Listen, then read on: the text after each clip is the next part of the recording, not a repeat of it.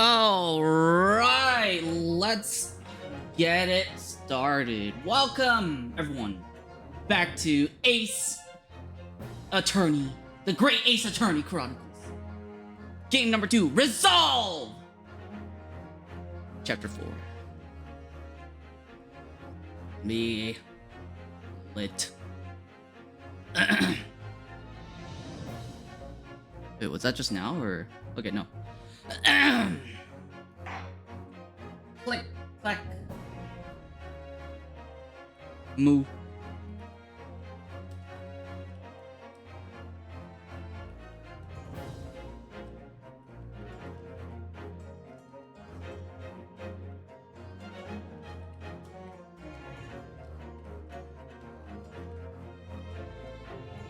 All right. I think everything's ready, right? Wait a second. Hold on. My activity feed and Twitch chat are swapped. After I swapped it, I realized that I accidentally swapped it to a non-happy configuration. All right. We're starting now. Twisted Karma and his last bow.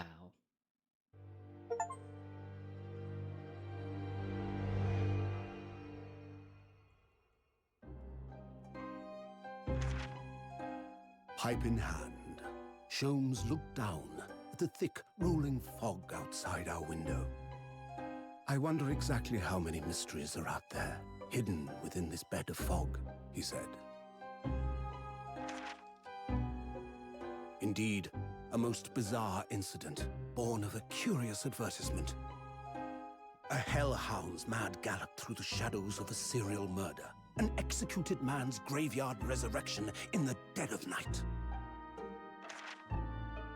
And a commonplace killing in a small, forgotten room at the edge of town. There is, naturally, always another side to every case, of which most remain ignorant. And it is that other side which compels me to the scene of the crime, Wilson.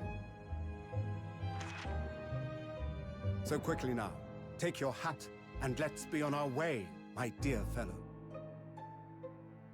For our adventure is not over yet.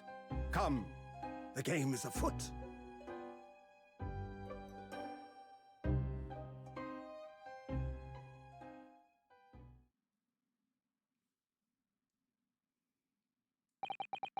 Eight days after that earth-shattering trial and Cosmo regaining his memory, we were in the foyer of one of London's most luxurious hotels, the Great Waterloo Hotel.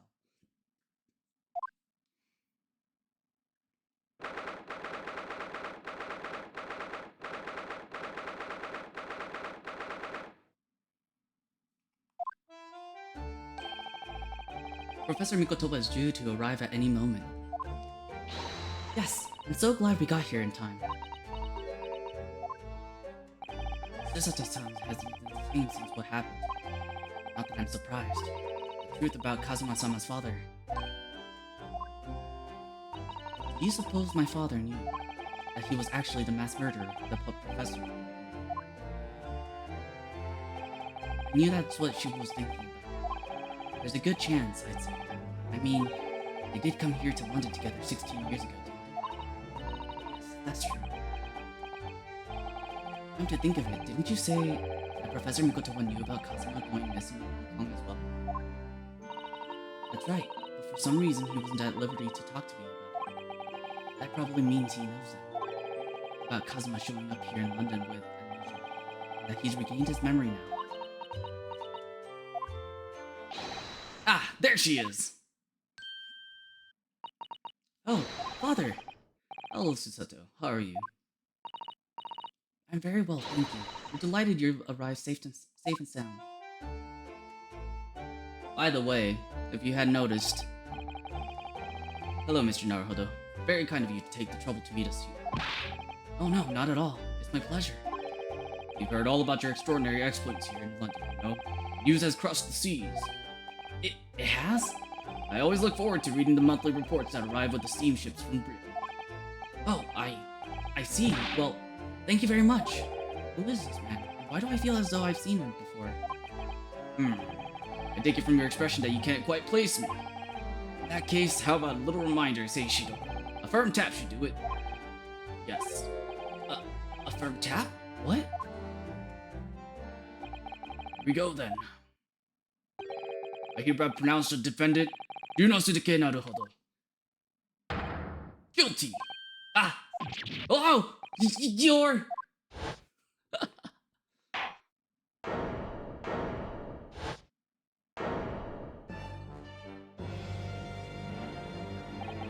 Court will now hear the trial of Ryunosuke Naruhodo.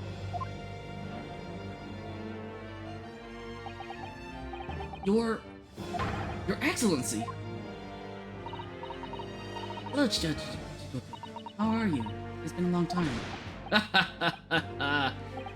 Good, you've remembered now. That really did the trick. Guilty!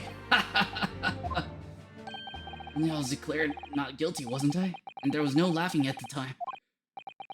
So London again after all this time. Hard to believe it's been 10 years. To be honest, I never thought I'd be back. Neither did I. Didn't imagine Japan would ever be invited to an international symposium like this. Though really, I doubt anyone did, to be honest. It's all thanks to you, isn't it, Seishido? What are you talking about, Eugene? Of course, Judge Jigoku. He must complete the set. He's the other man who, 16 years ago, came to London with Kazuma's father and Professor Mikotoba. He's a third visiting scholar. Well, all those passport checks and luggage searches at the border took a lot of time. I must say I'm very envious of your ministerial status. You didn't have to go through any of that, did you? Ah, I knew you were jealous. Sorry, ministerial status? Ah, yes. Didn't you know Seishido here is also Japan's Minister of Foreign Affairs? It was his personal insistence that allowed you to take Kazuma's place here on this study tour. Guilty as charged! Oh, well, thank you very much. He's really every bit as important as he looks. Ah, yes, now. Naruhodo. I received a telegram from Lord Strongheart yesterday. Oh, you did? It appears that some things came to light in a trial you were involved in 8 days ago. About what happened 10 years ago. That tragedy.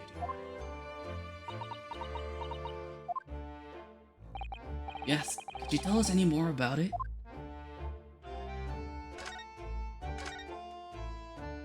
So, how was your voyage here? Well, 50 days at sea is a long time by anyone's standards. It wasn't as bad as when we first came 16 years ago. No, that's true. Then I truly wondered if we wouldn't be drifting in the vast ocean for the rest of our lives. This time we followed the same route as you, so we were able to relax and enjoy the experience. So you stopped in France's beautiful capital, Paris?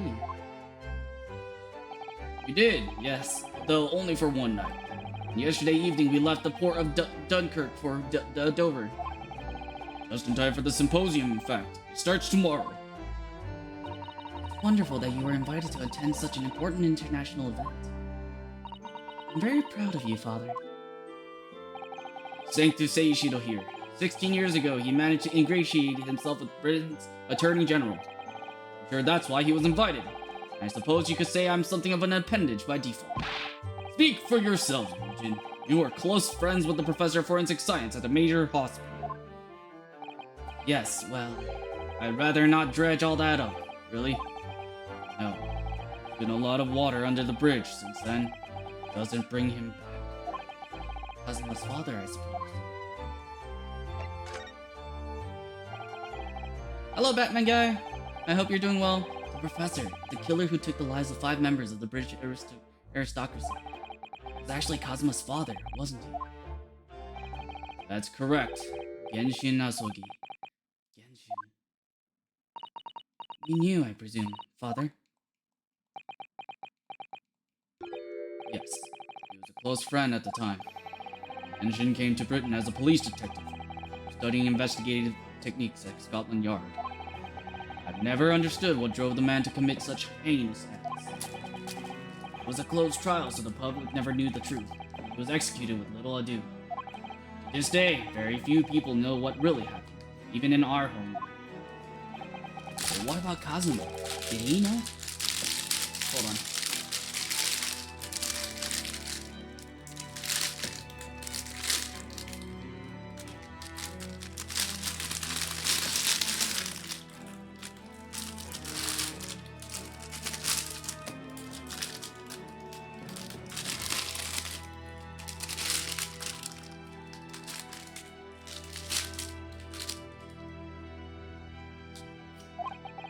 Did he know the truth about his father?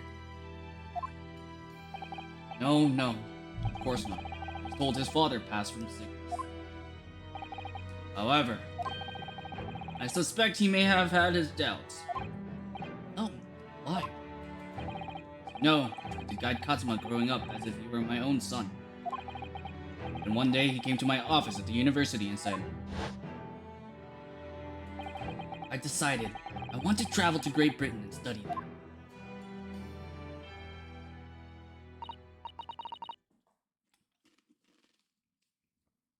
Do you think he wanted to come here to investigate his father's death? I don't know, but when I looked into his eyes, I did know that there was no way I would be able to stop him. Something else came to light in that trial the other day, actually. Oh, what? Well, having disappeared in Hong Kong and been missing for almost a year, Kazuma since turned up here in London, working as the apprentice of Lord Van Zeeks. What? That's news to us! So, Lord Strongheart's telegram neglected to mention that.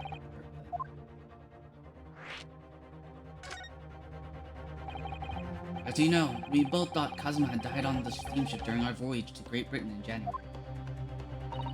But he didn't die. He's alive. As you knew, didn't you, Father? In actual fact, no. What I did know, that when your ship docked in Hong Kong, he mysteriously vanished. Sent a team of investigators to Hong Kong to try to ascertain what had happened, but to no avail. He's still alive? Here in London, you say? Never dared even to dream it. Why on earth did the young man not make contact? The government and the police have been chasing clues fruitlessly for months now. Well, it seems that he was suffering from amnesia.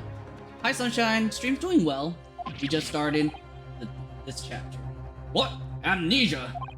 When we first came across him again here in London, he didn't know who either of us were. I see. And he regained his memory 8 days ago.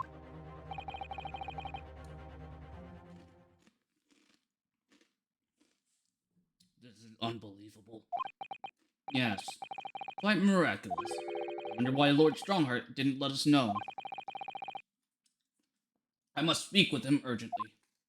I wonder how Kazuma's been these past few days.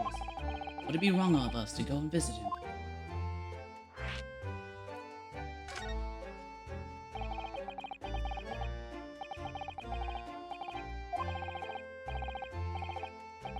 Sorry. The first judicial skull. Ocean voyages were not what they are today, I can tell you. 6 years ago, things were tough for their generation. Your father was an exceptionally fine medical student at UMA University at the time, you know, young lady. Yes, grandmother told me. He went to do research at a great London hospital to study autopsy. Practically unheard of in Japan. Yes, it was an eerie place, sandwiched between the back of a prison and a burial ground. Not more talk of graves. Very often, there's no one willing to deal with bodies following autopsy work. So you see, autopsy labs have something of an unavoidable relationship with graveyards and prisons. Not my cup of tea at all. Do you remember that Scottish prison governor? Caden, his name was. He was a good man. Yes, but then, of course, in our 6th year here, everything changed with that dreadful case. Genshin was arrested for a series of the most gruesome murders. I simply couldn't believe it. I've known the man for years. I was a witness at the secret hearing, so I tried to speak in his defense, but... You went a little too far and ended up facing charges yourself, didn't you? Well, I should say after that trial, we were sent back to Japan. There's nothing more we could do to save Genshin. A lost cause, sadly.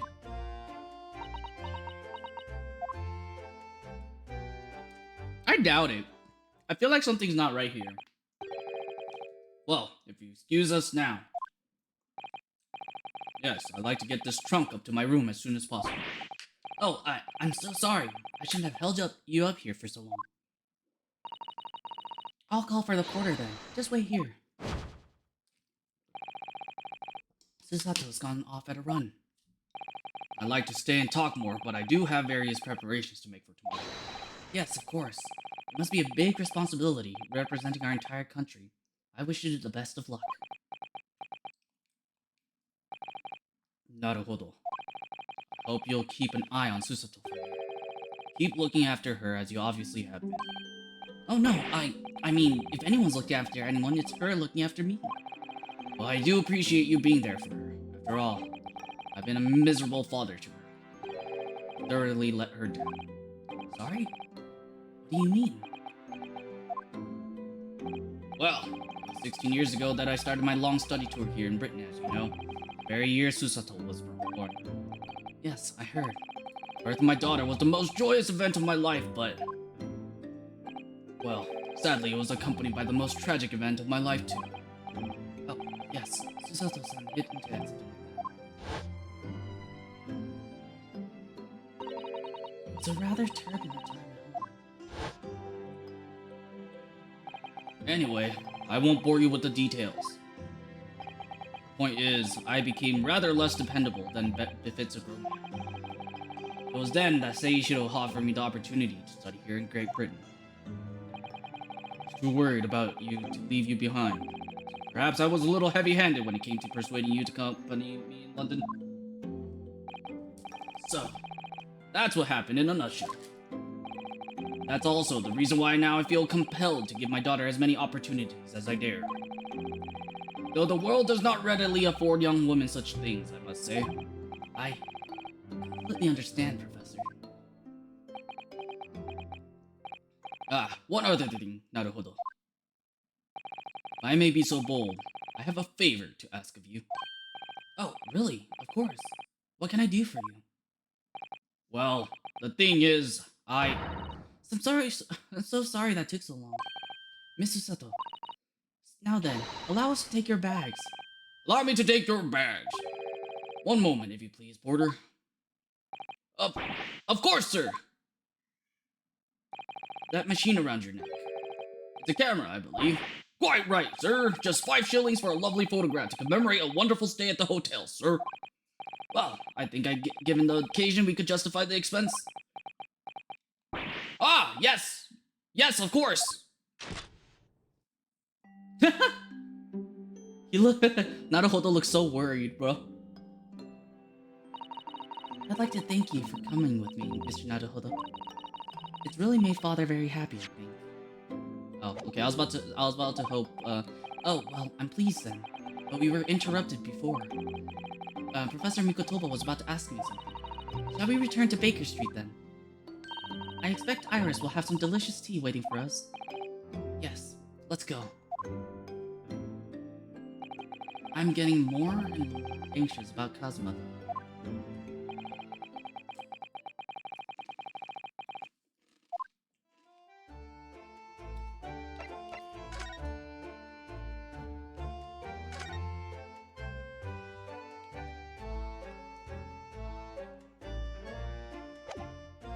Okay, we'll just move.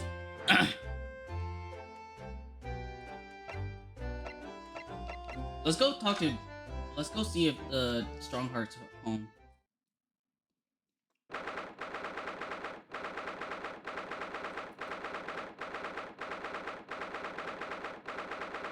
Uh-oh.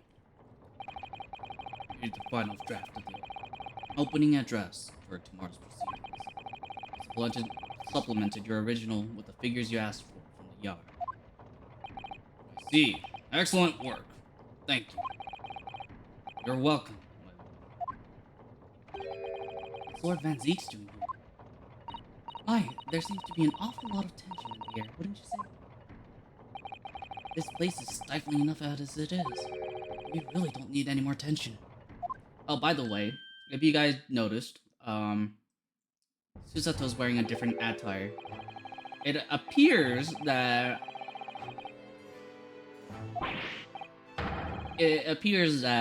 there's DLC costumes for Susato, Naruhodo, and Herlock Sholmes.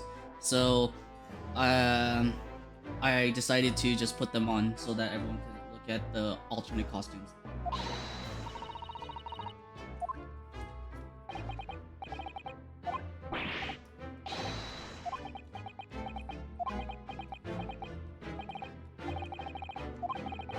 Something wrong. Perhaps it's a little too hot in here for you. Oh, no, not at all. I mean, I've never experienced a room at such perfect temperature. So, sure, beads of sweat carving their way down your face seem to suggest otherwise. Because of the daggers you're staring at me with, mainly.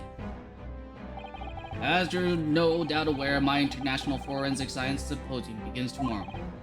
In fact, your father arrived in London earlier today, I hear, madam. Oh, yes. That's right, my lord. He's extremely honored to have been invited. I'll leave the remaining preparations for the meeting room in your capable hands, Zeeks. We'll attend at once.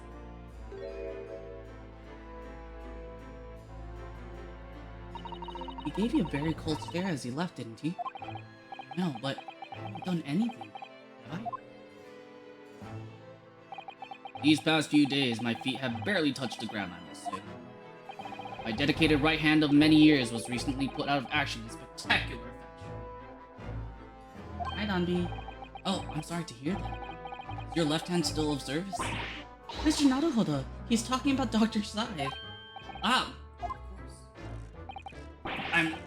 I'm terribly sorry about that. I was just, Fear not. You've done nothing wrong. Dr. Sai's own wrongdoing precipitated the situation. Oops, my bad. You needn't concern yourself with it any further. That'd be a lot easier to do if it weren't for the piercing stare you gave. Lord Van Zeeks is doing an admirable job of holding the fort. Though disturbingly, his apprentice has been missing since yesterday. Oh, missing? I'm on Kazuma-sama now.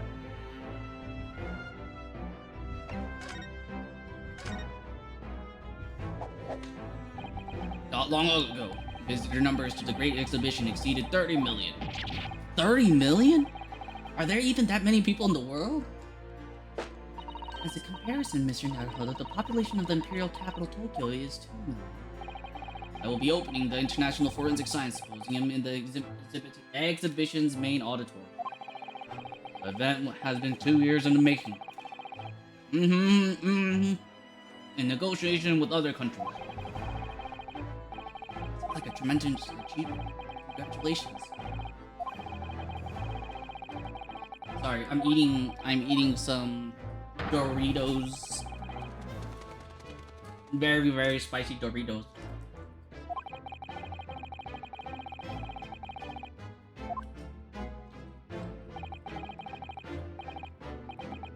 My favorite part of the Doritos is when I suck on the powder.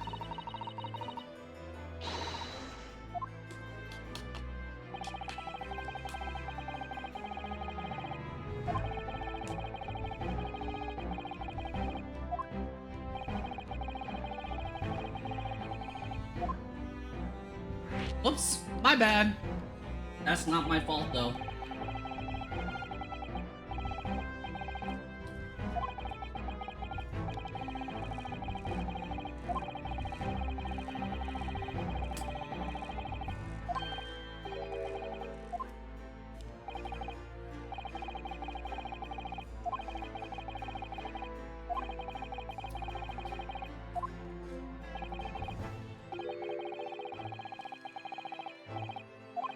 Whoopsies.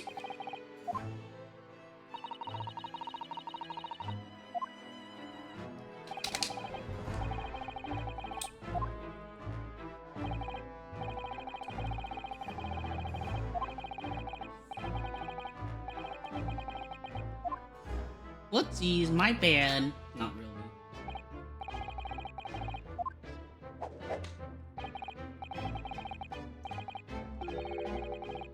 Wait, I thought you knew.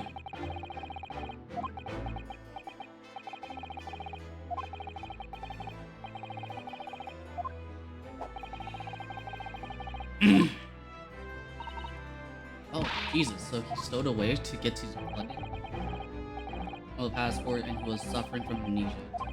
Other than the fact that he was clearly of Eastern descent, there were no clues as to who he was. Then, ask.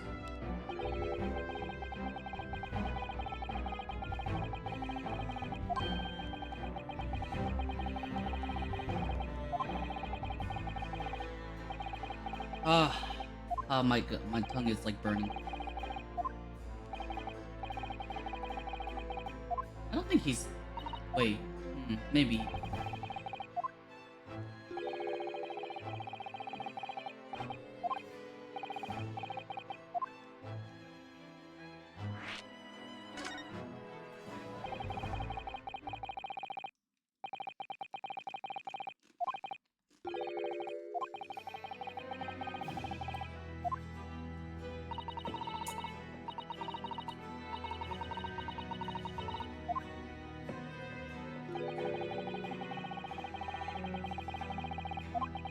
But I don't think they even had dogs. So how did he get a dog? Okay, I will be right back. I'm gonna go get some chopsticks. And then use the restroom. Actually, no, not even use the restroom. I'll just get chopsticks. I'll be right back real quick. Real quick.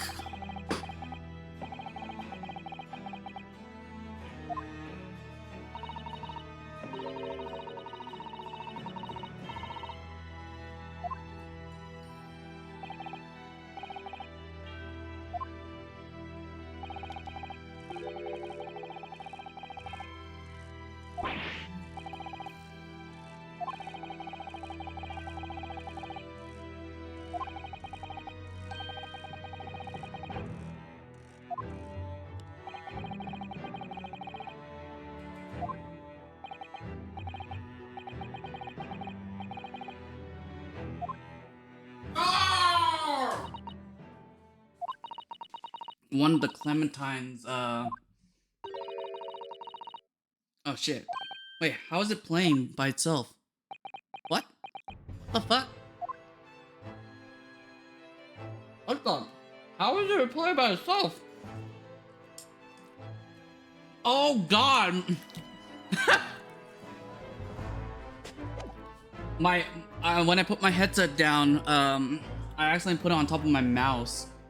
And it and it was on top of the mouse and it held the right click button. 1st of November, Storms is sweet. Wait, we're past Halloween. What the hell? What? A man screaming? Wow, wow, wow.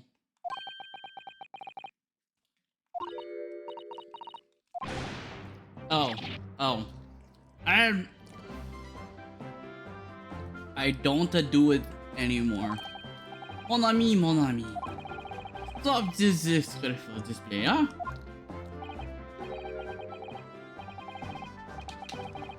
Who are these people? It's redheads.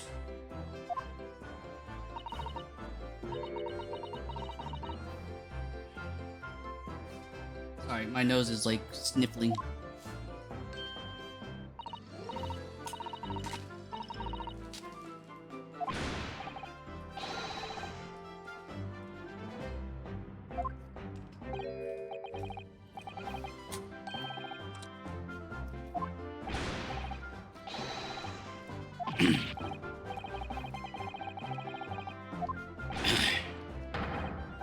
Are they criminals?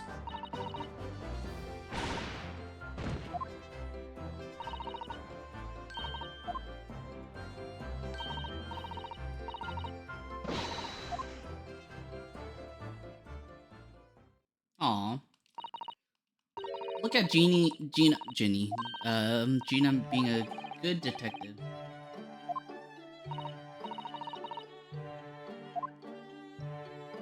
Aw.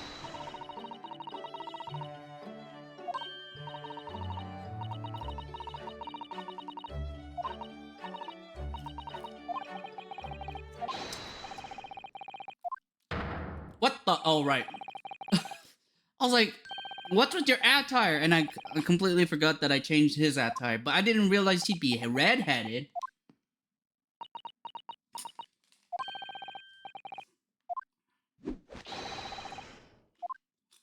Your hair's red.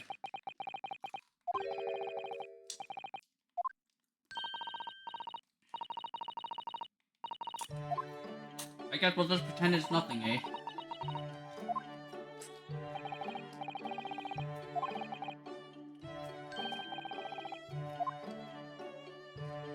Who are we expecting?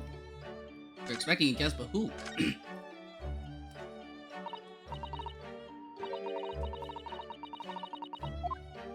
Gentlemen, wasn't one of them a child?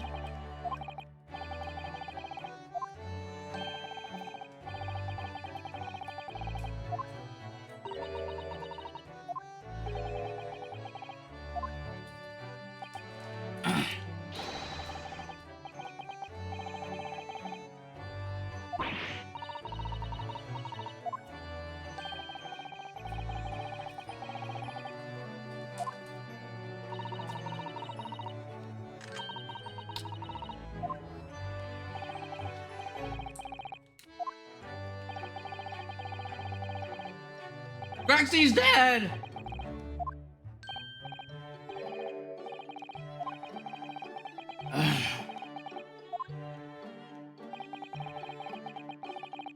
Oh my god, my tongue is like burning.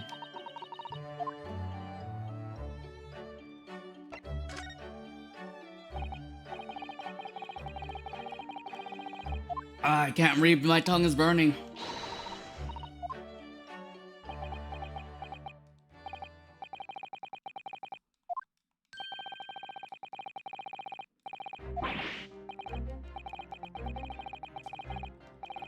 Oh my god.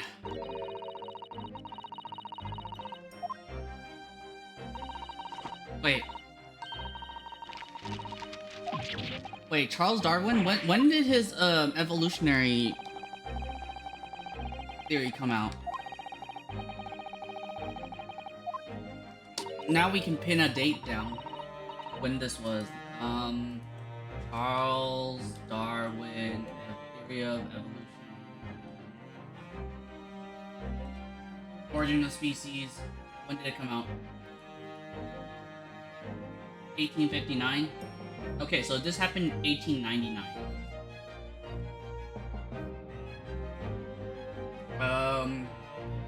When did World War I start?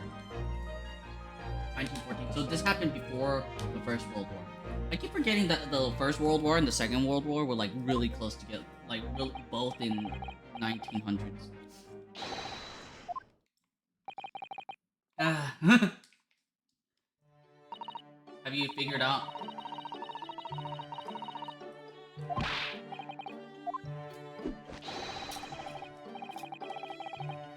Wait, you got a car?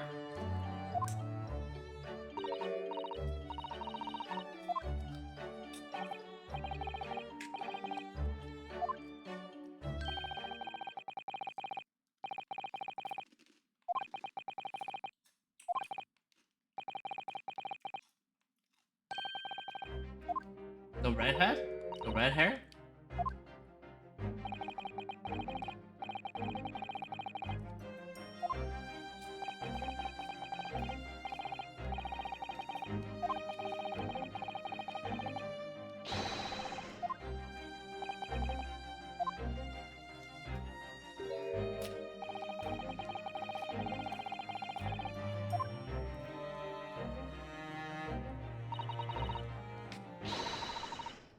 What? Huh?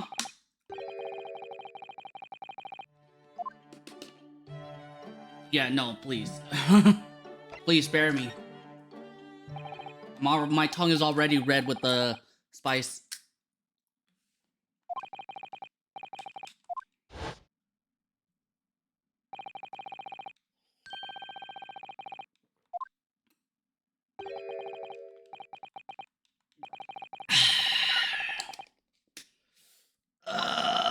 My tongue. Sorry, I'm complaining so much about my tongue.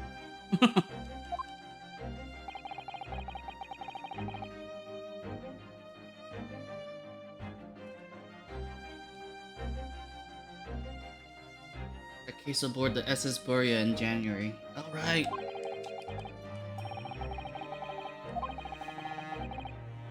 Yeah. What? Why did you say that? Why did you say he was dead? Why are you lying?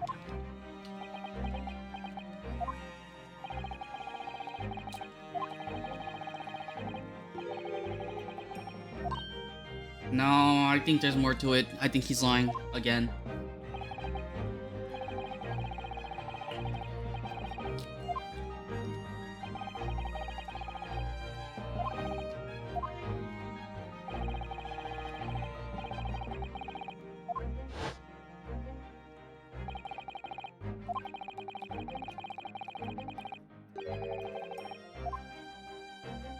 Why?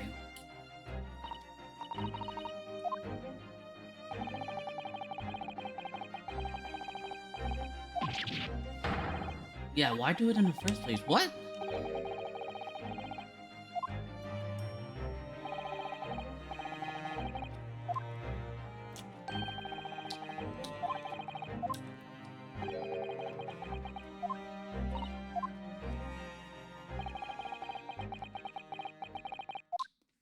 Well, now is the time to come out with it.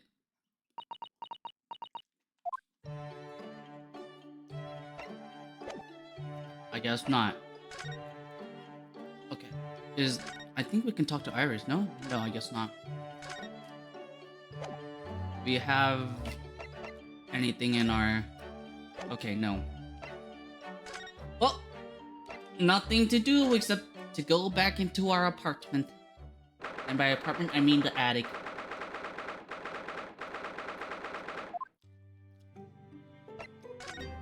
What to do now?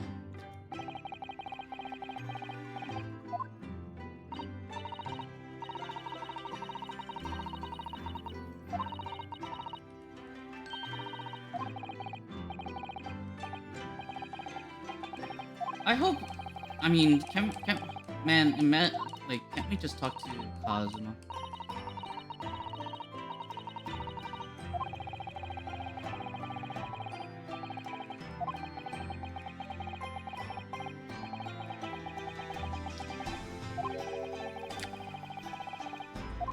Wow.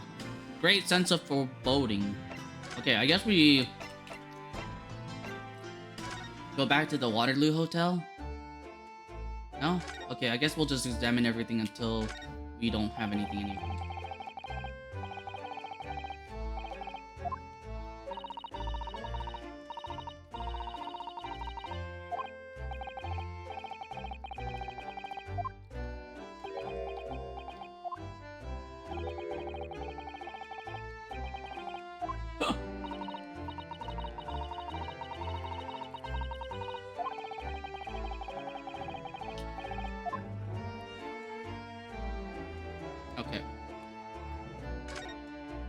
Yeah, I guess the best thing to do now is just to look around until...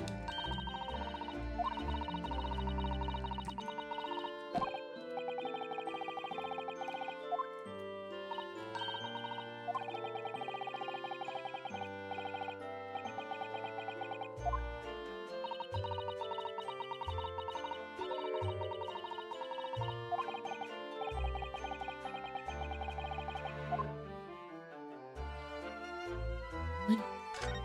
Is there nothing else? Yeah, it's the Crystal Tower.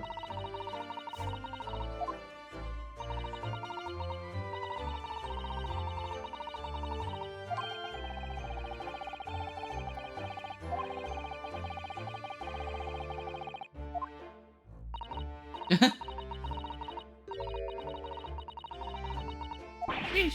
Are we talking about the Eiffel Tower?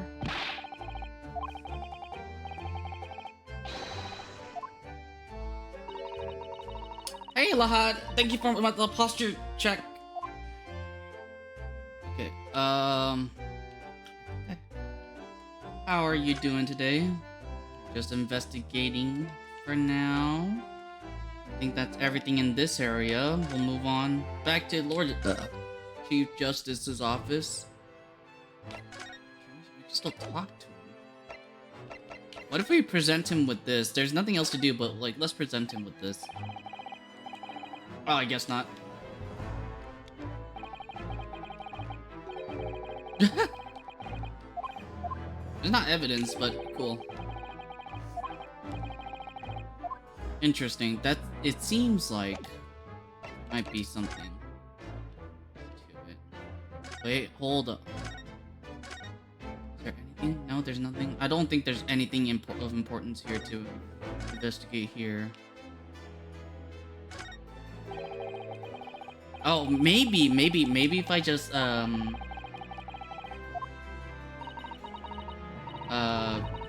present Sherlock with the band.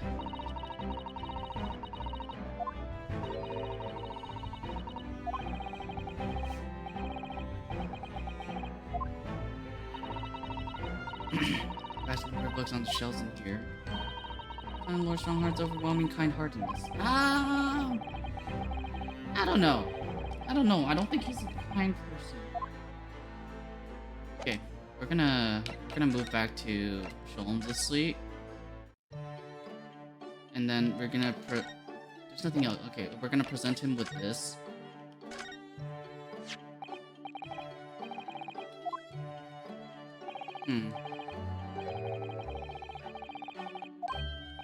Is it? I think it's the first time. The color of a forbidden.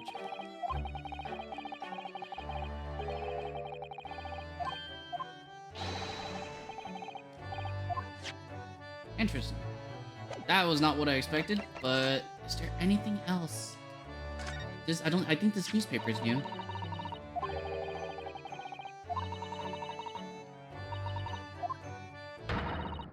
To the Red-Headed League. Oh, hey, here it is. I don't know.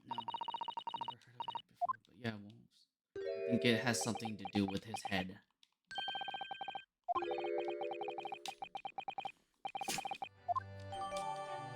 Hey! What if we present that as... Oh, wait, hold up. That's Kazuma's mask. What's it doing here?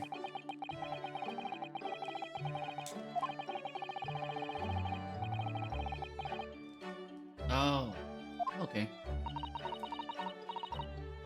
I don't think we need to. Yeah.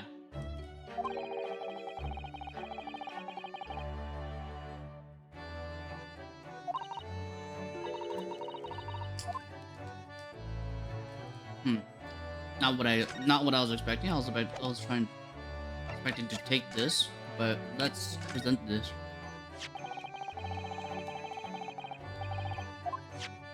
Do we have to beat around the bush? Can't you just tell us exactly what's going on?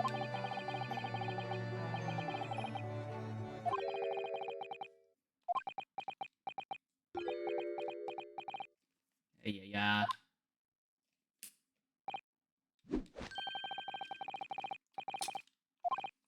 No, no, no.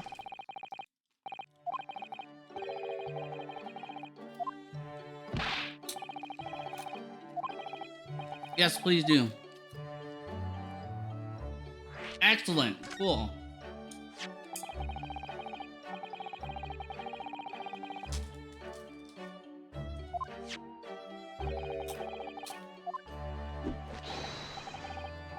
It's going to be the source of this month's rent payment. Oh.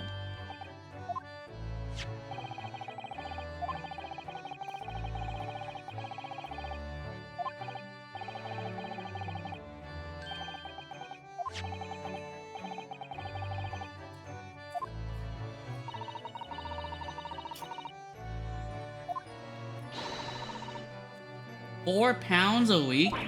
That's a lot at that time, no?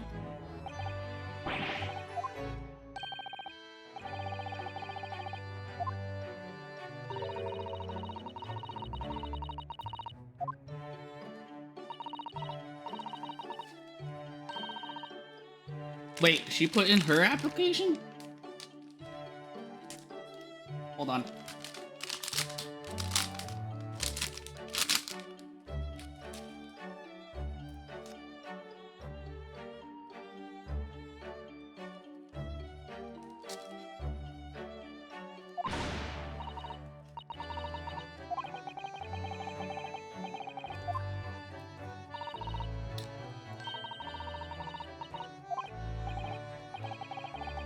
Oh. I should have probably investigated the newspaper before I presented it.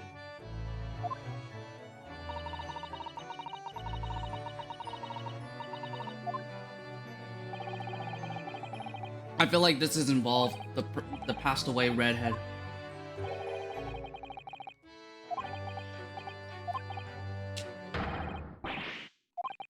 What happened?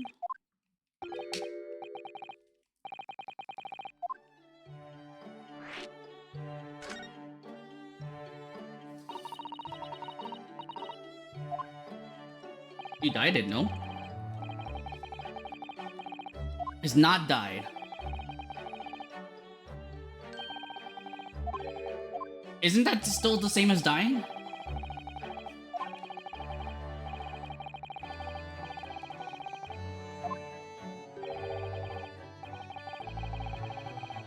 Imagine if that actually worked, bro. I would probably done my hair blue or something.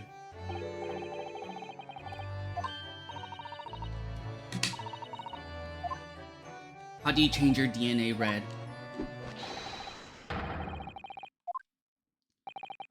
Like, red hair. Doesn't Iris technically count as red hair? It's pink, so it's lightish red, no?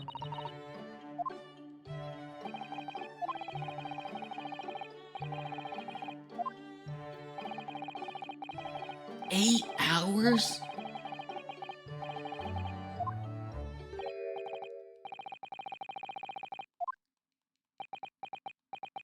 Wow. Wow.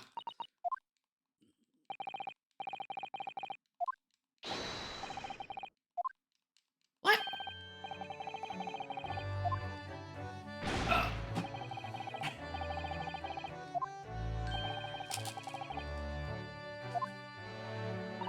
Wow, wow, what pettiness, dude.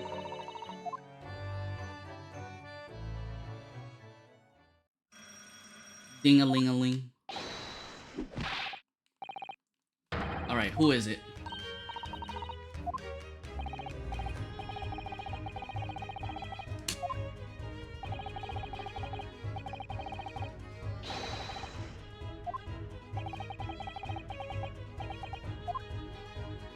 Imagine it is locating a runaway. Oh. Oh, hello. Wait, weren't you one of the jurors?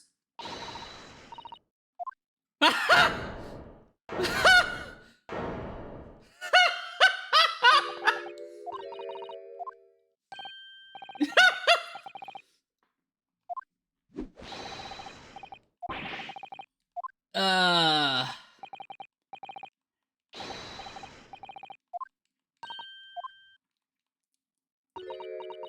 What are the odds, man? He's He's just standing there, menacingly. Yeah, with that red hair, man. Also, yeah, I think I'm pretty sure Ever Vigil.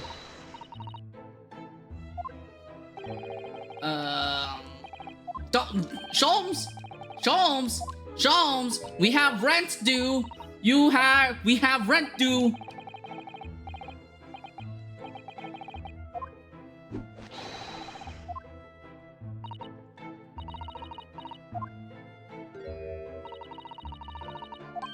Wait, have we not met? I'm pretty sure you were juror number 2 in the last case.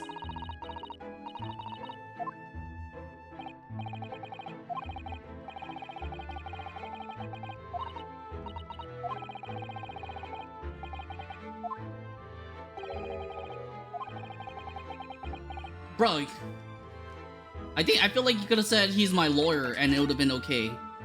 Alright. Mrs. Vigil.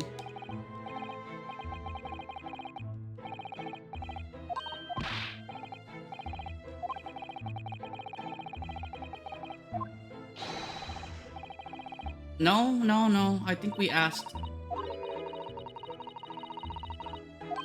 Ah, I knew it.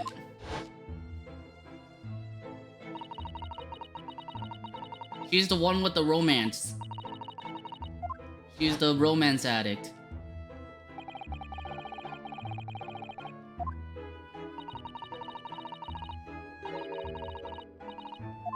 We're not hard of hearing. Sholmes is just hard. I'm glad we're stuck to the bit.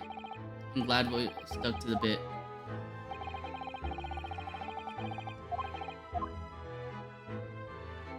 Okay, so talk to us about Mr. Vigil.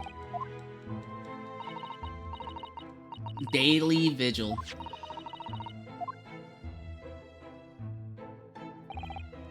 He looks normal.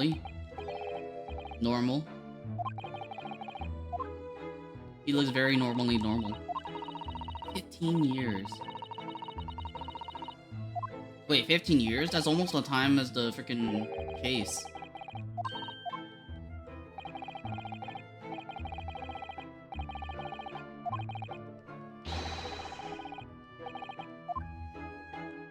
Maybe he went off to cheat on you. I have no idea why he would cheat on you, so... I mean, I wouldn't cheat on her. Would you guys cheat on her? I don't think she would. Somewhat unusual. What kind of job? Order? Oh. Nuh-uh! Yeah, exactly. We wouldn't. I would love... Exactly! Oh, he's a prison warden. Also, let me just look at this real quick.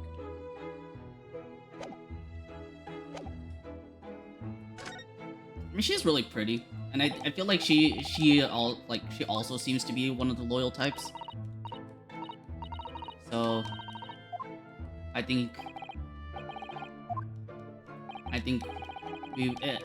she's living in a hunky-dory life.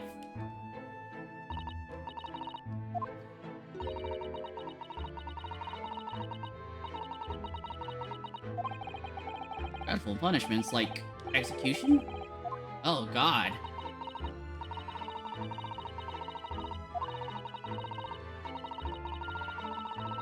Oh god. Imagine, okay, so like, dude, I feel bad for him. Daily Vigil? Like... Barclay. Of course it's Barclay.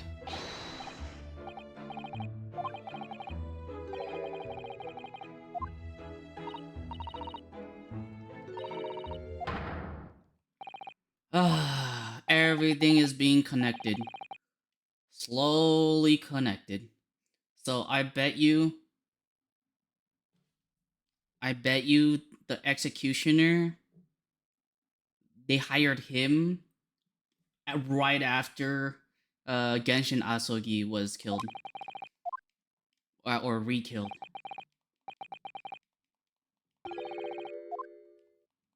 That's whack. Wait, did you not remember the case yesterday? A little dull, no? I don't think it's a coincidence. I think it's on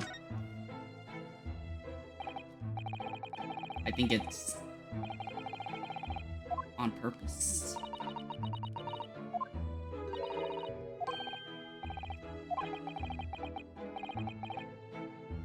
I can barely remember what I ate yesterday. I mean, okay, so yesterday we had a trial about the worst serial killer of all time, like in recent history, and like we talk about that case, and you're the jury. I know jury duty is like very tiring and just like boring as fuck, but like if they talked about like the worst murder in all of London that killed the aristocracy was put in prison that coincidentally your husband's in. I think I would remember that, you know?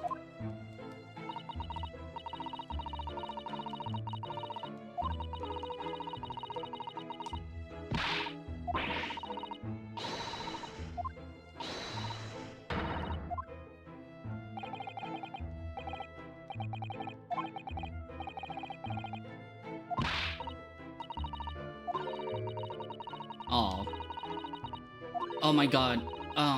Freaking. So this does not just apply to this game, but there used to be a time where missing persons cases could not be reported in until 24 hours had passed. And because of that, so many people died that they had to actually change the law for that. It's like,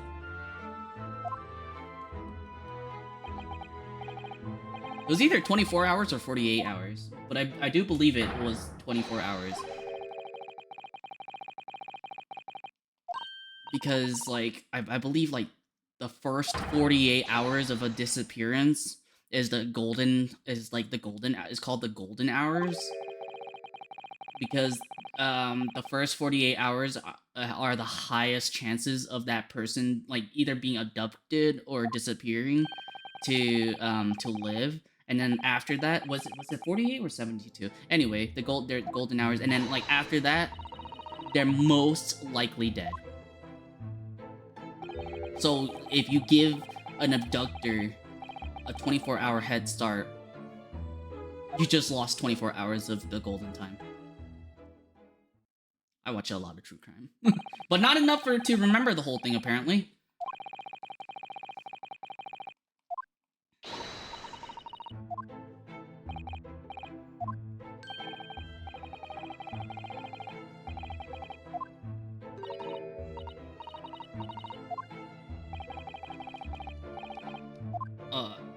Sure, I have a feeling that Sherlock Holmes already knows exactly what happened. It's like, oh, he's run away.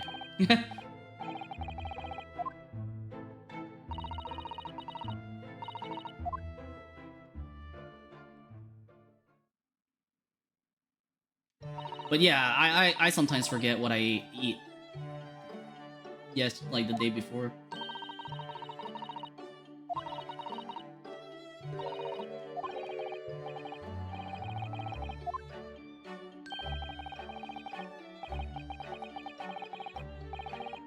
Ah, sure, we're fudging words.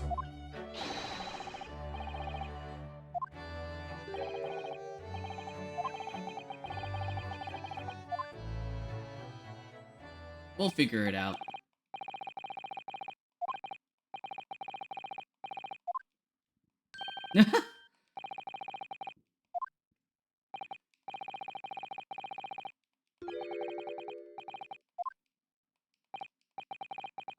Of course we noted that. How could we not note that?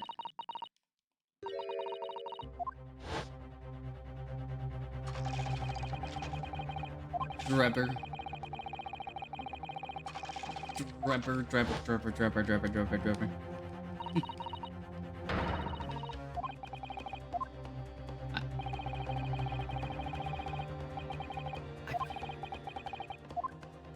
Yeah, I feel like it's connected. We're not investigators, we're lawyers.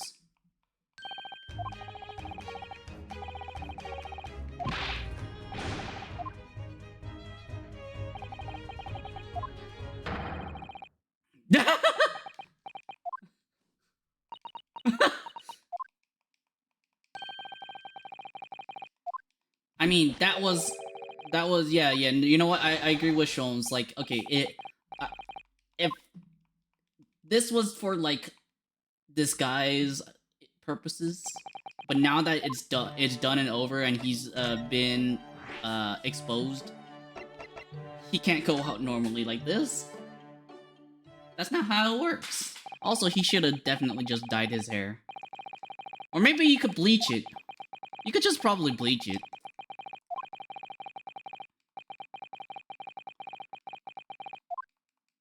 We could always. What the fuck is that clock as a guillotine? Who the hell puts a clock and a guillotine in a clock? This place full of hardened criminals. I can't remember the last time a civilian was doing here. And you didn't want to talk to an inmate, but to me. Oh wait, I need to do a burlier. DK knew who I am. The governor, Barry Galden. Wait, what is my accent going? Oh, yeah, Barry Galden. And an Easterner, I see. Those that mean. Where is my accent going? Did you say Japan? Well, there's no any of your kind in here, laddie. Maybe you should try the prison next door, eh?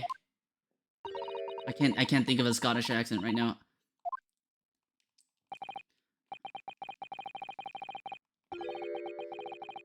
I didn't know to be so direct, but I've no intention of speaking with the likes of you suspicious-looking Easterners. Ah, there we go. There's the accent. Now get out of my hair. No! Freaking, I want more dialogue of him. I want to refine my Scottish accent.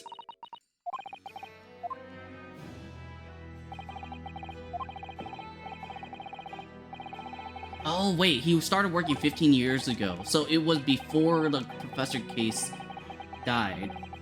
Oh shit. I might have known. You're sniffing about that case, aren't you? You're agents, eh? Part of the professor's great web, no doubt. Get gone with you before I punch your lights out.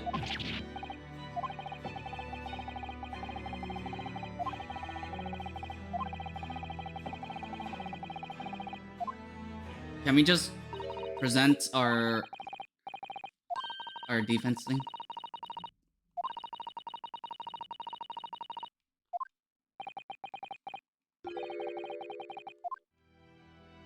Oh wait, present. Do we have a picture? Oh no. Okay, what if we go to the hotel and hope to find? Ah, there you are, Mr. Dr. Mikotoba, or Professor actually.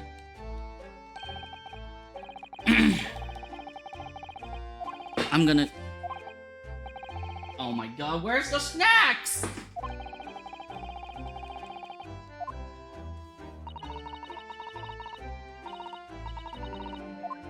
My dad's gonna be pissed if I ate all this sweet chili Doritos.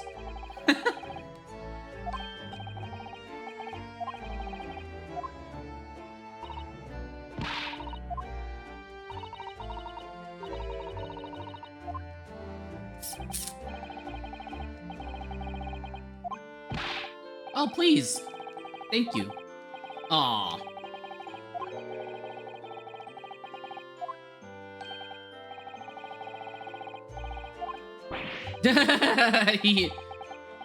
he just saw him, man.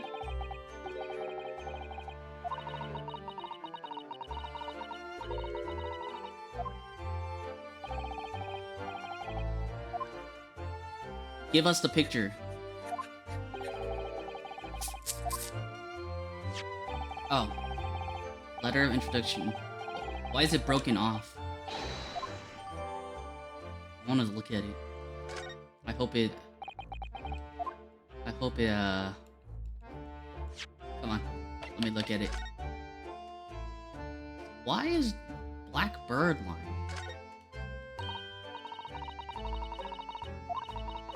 That says grouse. Ah! September 11.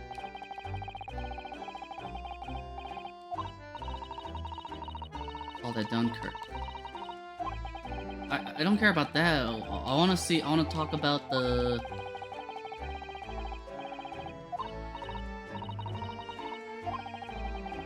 I want to talk about the torn.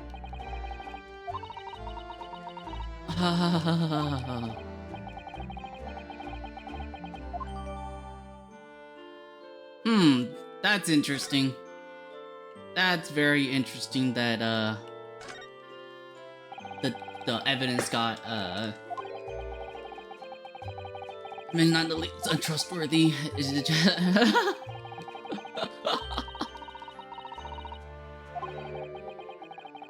I don't think that's written in English at all. I think it said something about lawyer. Lawyer something. And then Seishiro? I'm pretty sure this is Seishiro, right? Wait, what was Mikotoba's name? Yujin. Wait, hold up. How is that Yujin? Somebody just dropped the ball on that shit, bro. Okay, wait. We need to go back to the prison.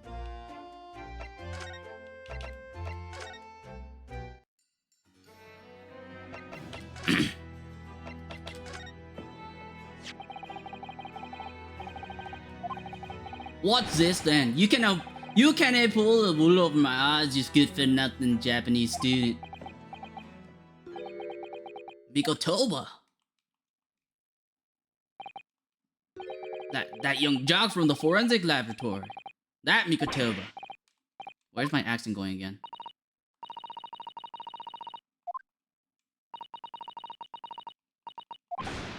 Jings, you're the young man's daughter. And you didn't think to mention that before? Ah, well, you'd best take a seat then. Can I offer you a cup of tea, perhaps? And didn't forget to try one of these wee handcuff biscuits. Ooh, biscuits.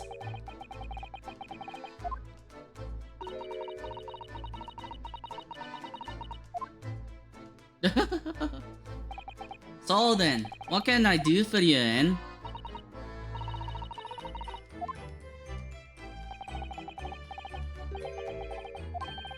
Missing.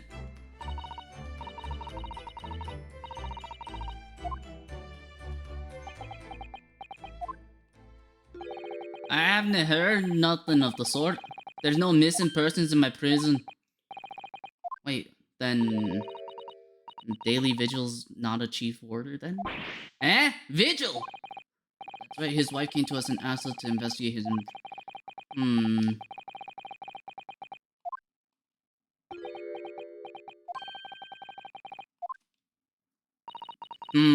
Did he get fired? Aye, of course. Alright, talk to us about with Vigil. Oh, he was. Strong sense of responsibility and dedicated to the job. No doubt about it. He was a fine warder. Aye, he doesn't work here no more. He left the job.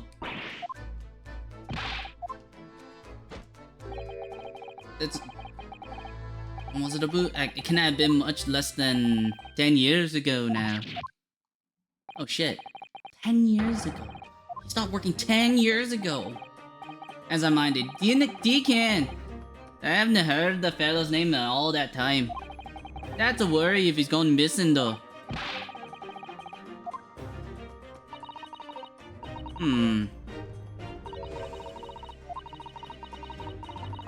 Yeah.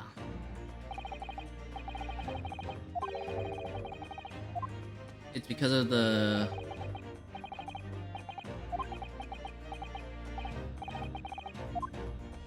It's because of the professor case.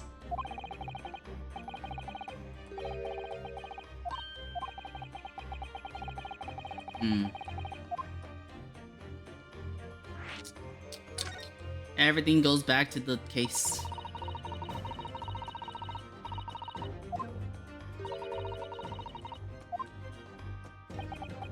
You know, the one. In actual fact, he didn't leave the job willingly. He had no choice in the matter. He was dismissed? It was after a particular walk. Aye, that's a word for it in here. A walk to the gallows. Oh shit. It's the job of the chief warder to prepare the gallows tree and oversee any executions, you see. Maybe Vigil did something unthinkable on that last walk he was manning. What did he do? Sorry, but I cannot reveal that information. But I can tell you that it's very rare for a chief warder to be relieved of his post.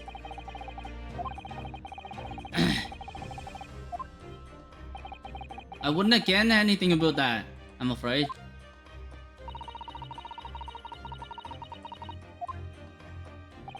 And what would that be in?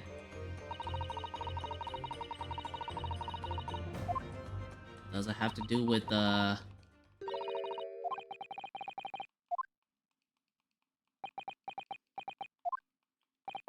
I'm sorry, lads. I really am. But I'm not at liberty to discuss such things. So how do you know Professor Mikotoba?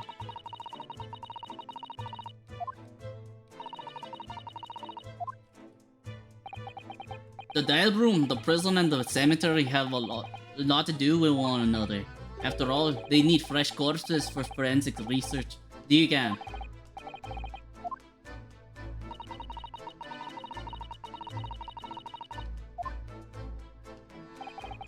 Dude, I'm scared of even getting near that clock. In the basement of St. Sinners, it's still in use today. That's... in St. Sinners? I know that I made a joke about it because it was my name. Oh, right, it was, her thing. Okay, okay. Sides, And we used to sit in here for hours and gabble about this section and all sorts. Ugh, takes me back. Over a pot of tea and a plate of coffee biscuits, of course.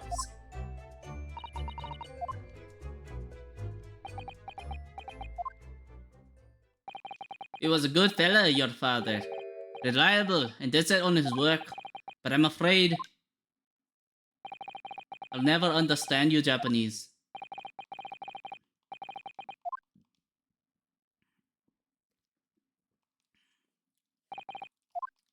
Well, I cannot tell you anything else. Oh, what one moment before you're away, Anne. I'm sure I have it here somewhere. Ah, found it. Here, take this as a wee souvenir of your visit to the prison. That's Vigil's dismissal notice. It's 10 years old now, of course. Ooh, shit though. Aye, it's no trouble at all. It's not the original mind.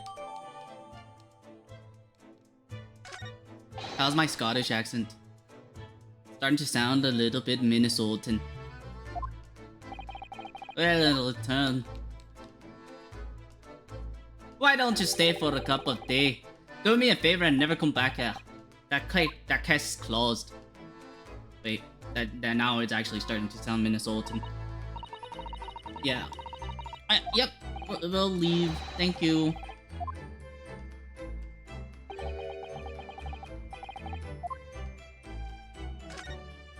I want to look at this clock.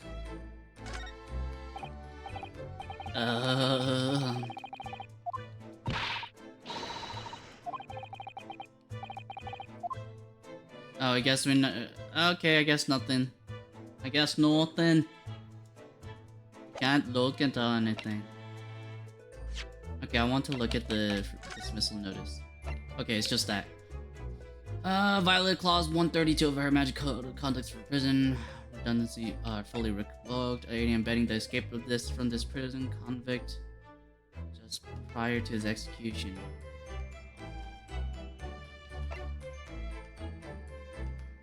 That convict engaged in some form of negotiation with staff. Oh god. It's starting to feel like Genshin Asugi wasn't the killer at all. But instead it's a frame job. And everyone knows that it was a frame job. Anyways, I will be right back. I'm gonna get some more snacks.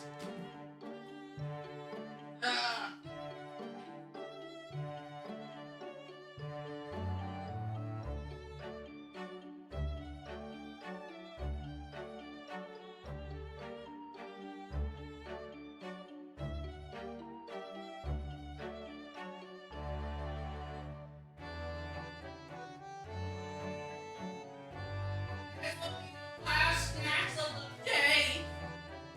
Can I eat any more? I'm back. We're back! Hello, you two! Would you like a cup of tea? Oh, you got scones. Wah! It's blue! Da-ba-dee da-ba-die, da-ba-dee da-ba-die, da-ba-dee da-ba-die. So, why is the sky blue now? Hello, Mr. Blue Shomes.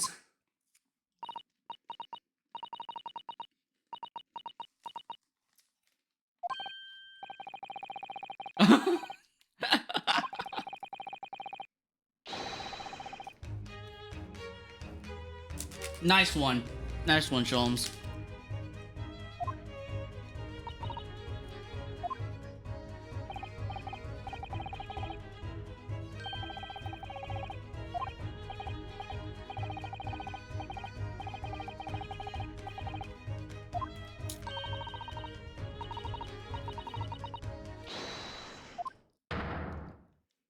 Oh, hello. Hello, Gino. Oh.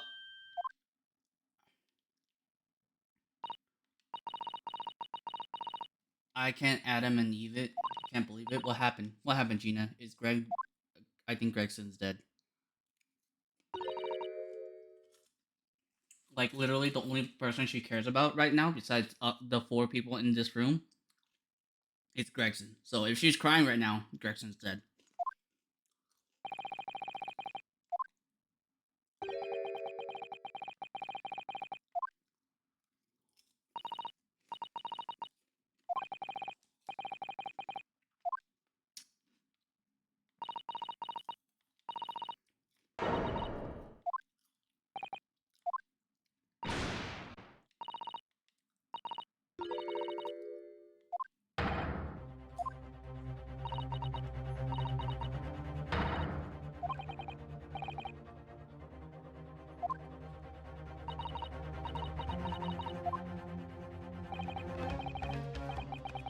Oh damn, he's serious now.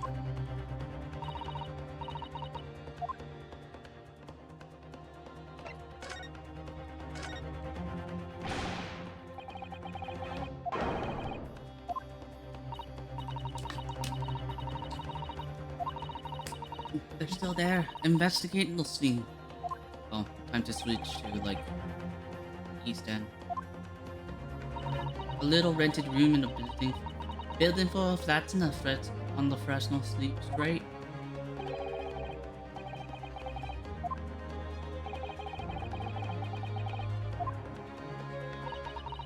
Thing is, no one at the yard knows nothing about no case around there. My thing is going bad. The accent is off.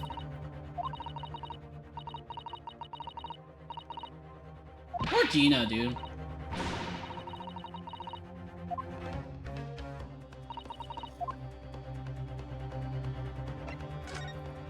So who did it?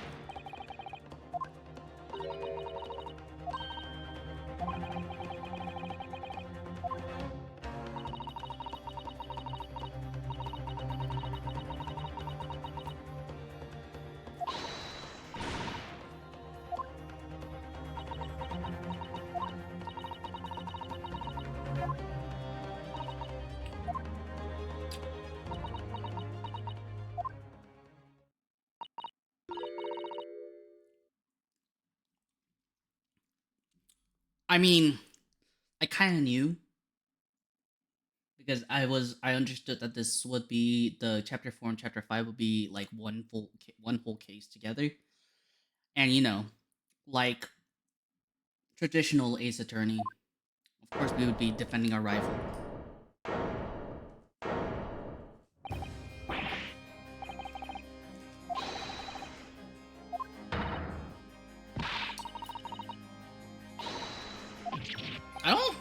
I don't think Van Zeeks would have.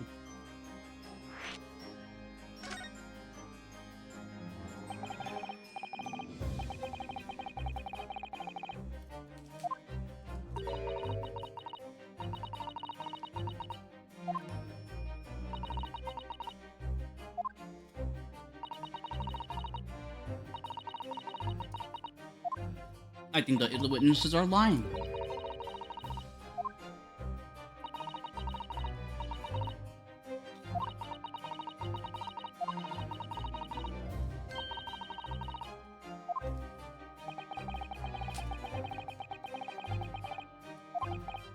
Yeah, I'm pretty sure now. Especially since, like,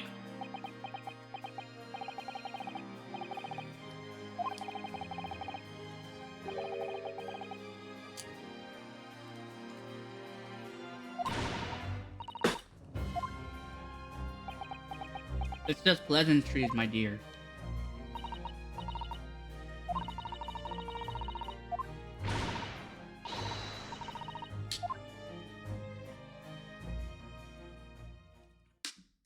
Well, with that being said, I guess we gotta go. You know, if you gotta go, you gotta go.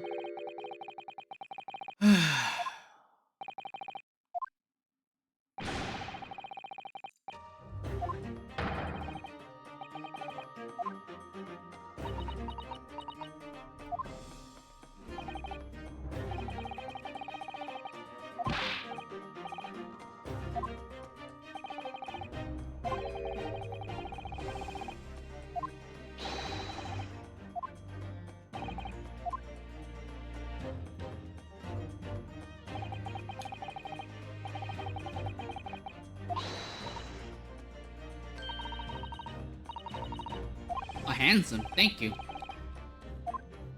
What's a handsome? Probably a carriage or something.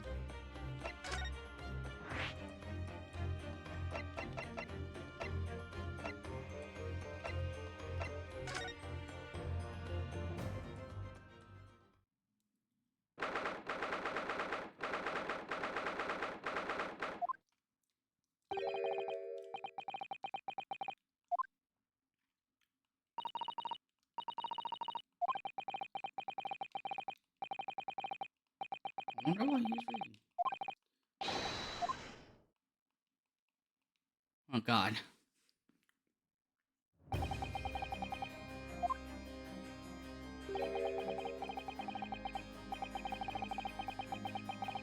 Hey, hey, hey, hey, hey.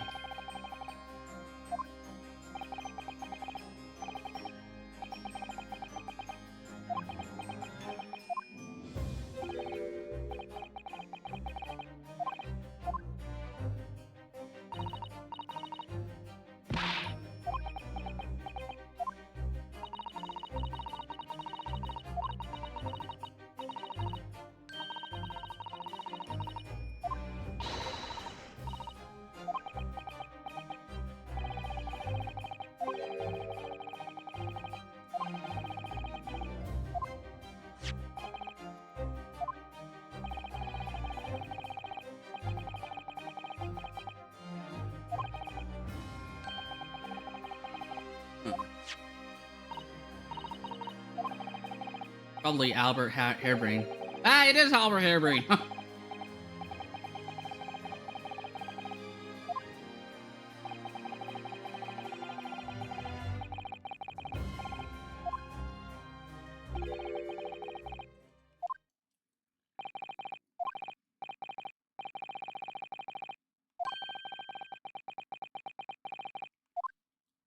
I think he's upset about his Gregson's death as well, so.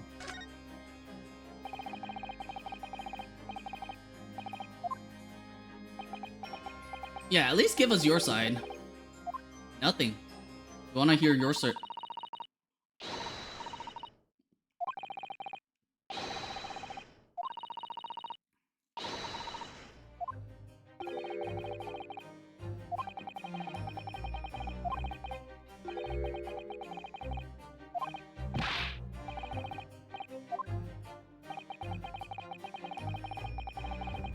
Yeah, exactly.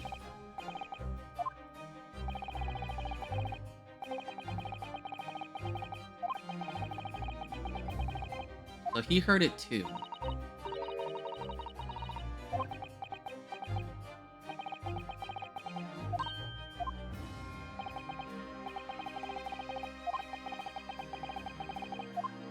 I mean, he could represent himself, but I want to represent him. You know. Imagine. Too bad. You're getting us in anyways.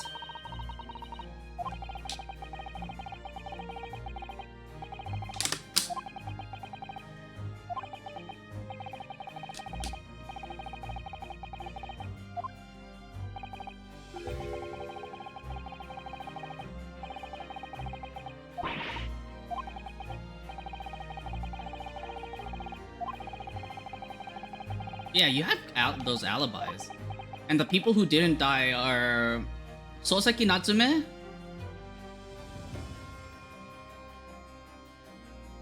Gina Lestrade. Who's the third one? Albert Hairbrain.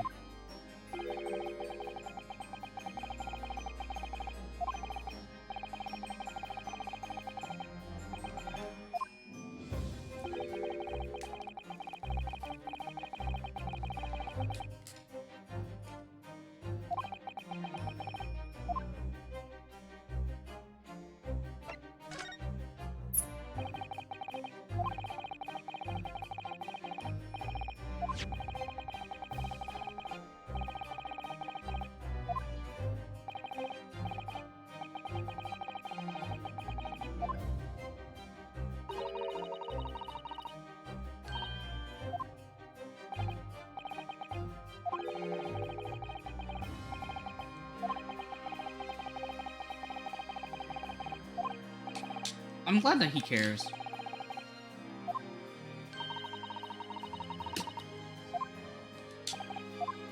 And what did you know it? The 3 people who are still alive.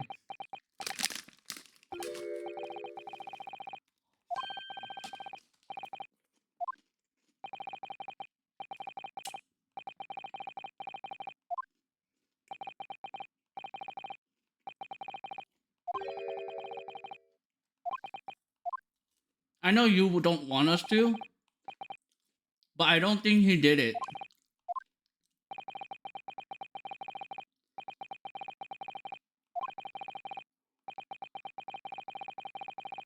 Exactly.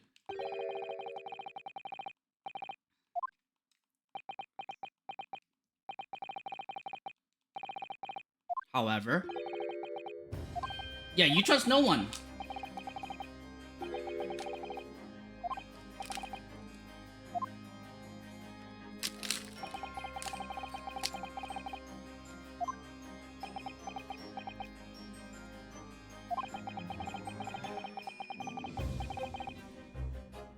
We have 100% acquittal rate.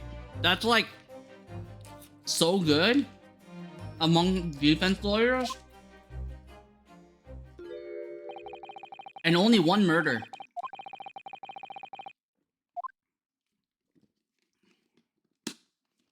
See, like, look, even Susato.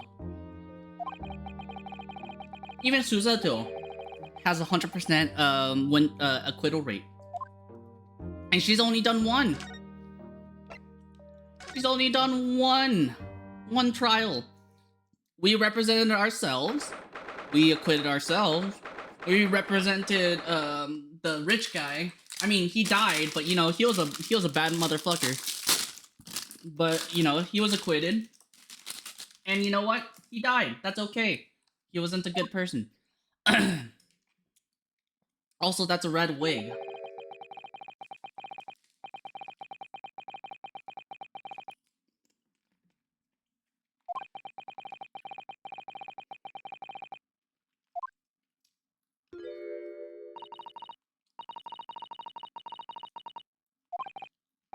a terrible place to die.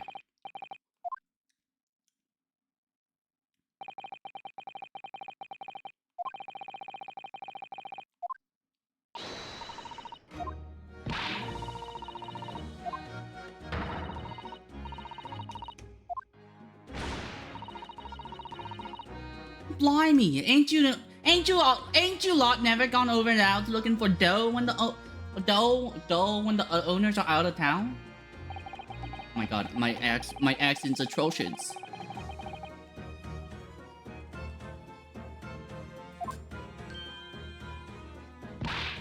Oh, so you turned up the last. Mind you, I ain't yet been here long myself.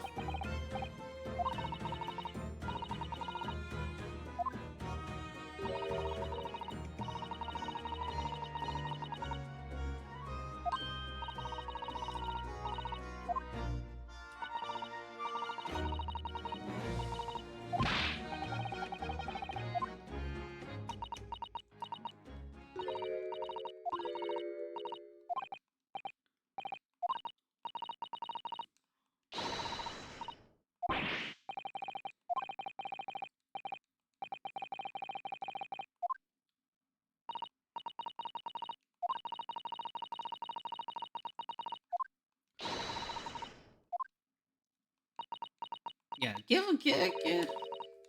a fair trial.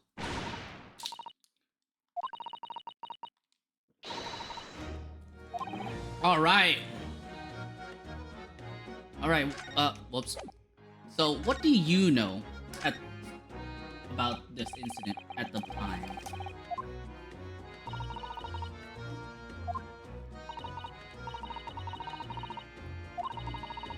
Hmm.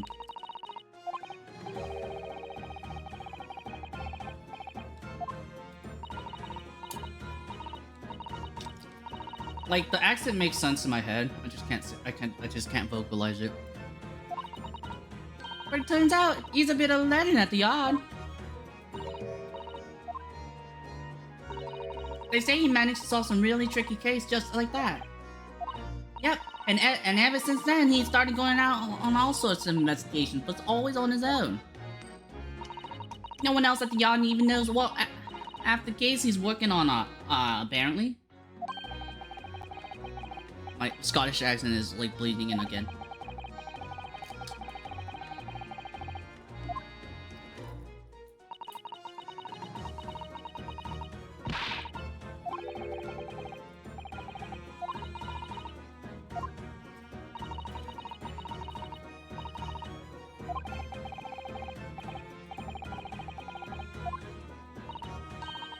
I've never seen Gino with such, like, serious face.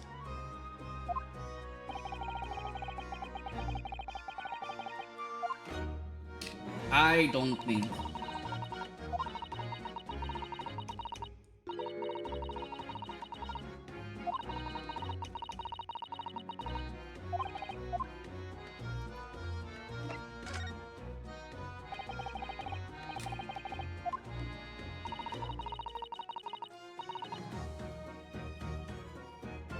Hugh Boone.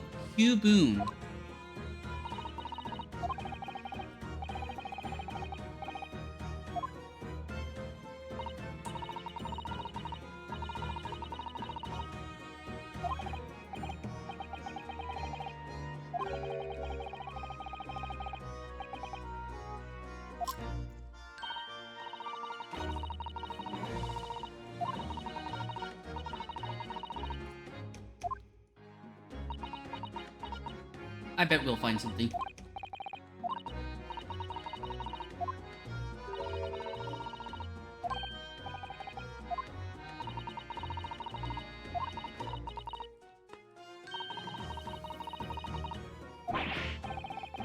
Oh shit, I spilled some water. Whoops.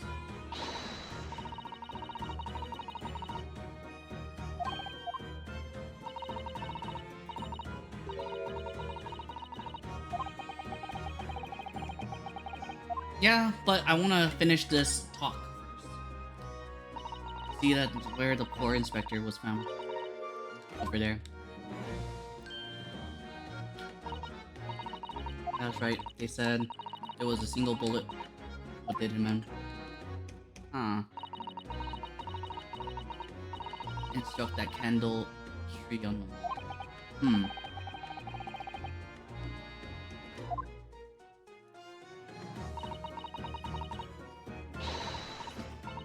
The Reaper's in the known benign. Also, I always assumed that the Reaper used a sword.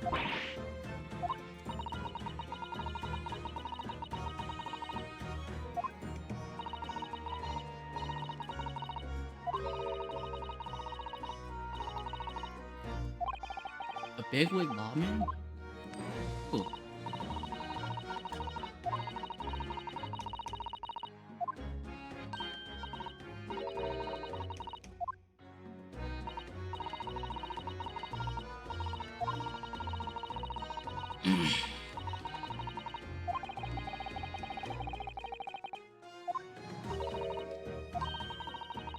Just want to know what you'll be up first. Shame, yeah. I was hoping to get ahead of this case myself, but you can't. Alright, let's do some investigating.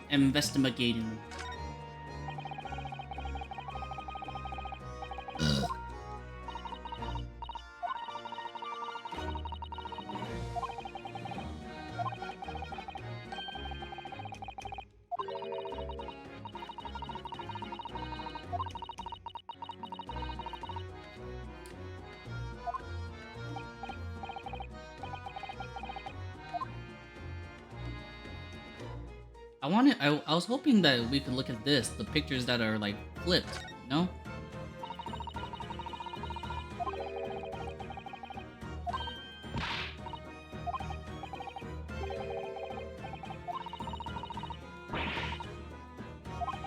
Hmm. Huh.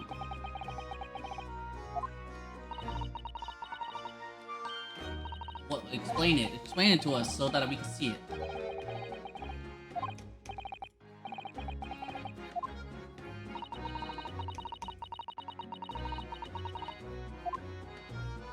Maybe he was investigating them. The Redhead League. Alright.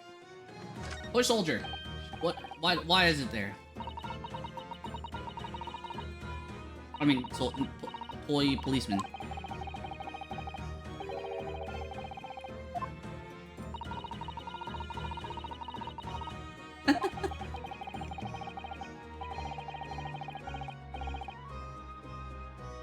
Eight centimeters tall?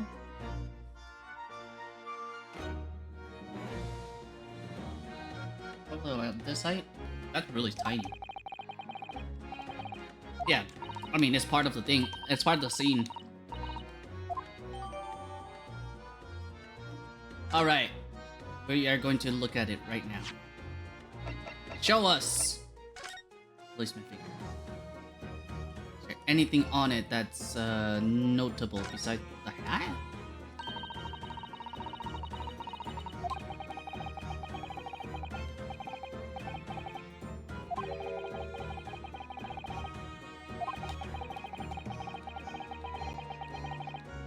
What if we kept twisting it? Yes. Oh shit.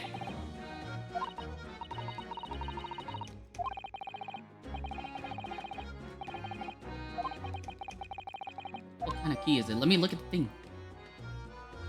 Naruhodo's in the way. It looks more like a music box thing. No?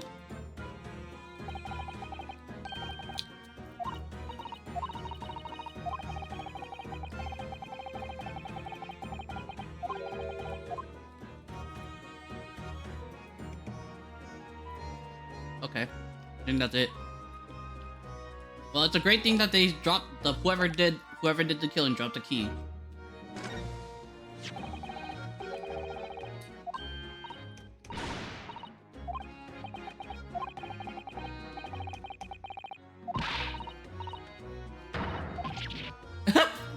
What the hell is wrong with you, Susato?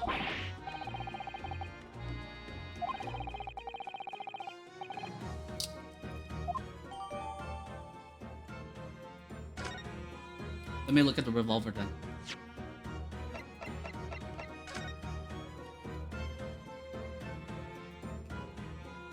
Okay, what's this? What's this at the handle of? Ah! I dropped my chip!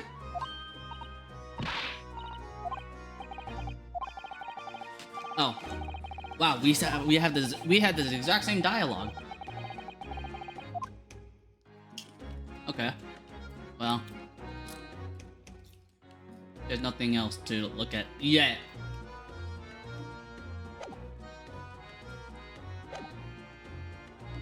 Okay. Dead body and wig.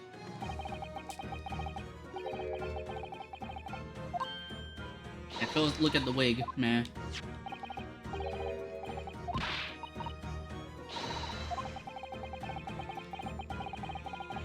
It has something to do with the redheaded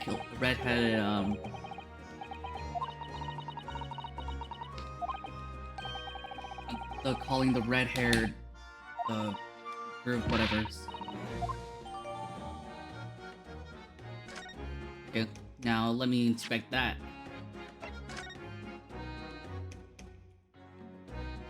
Is there anything special that I want to look at? No, I guess just the net itself.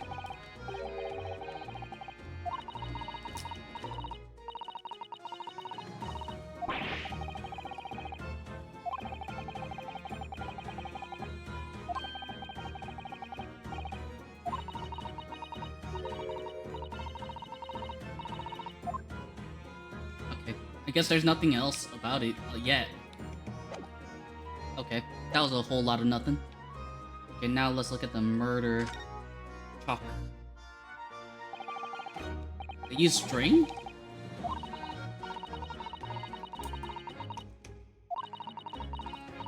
Why not chalk?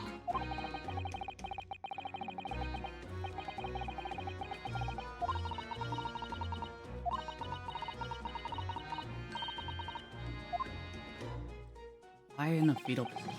Did he get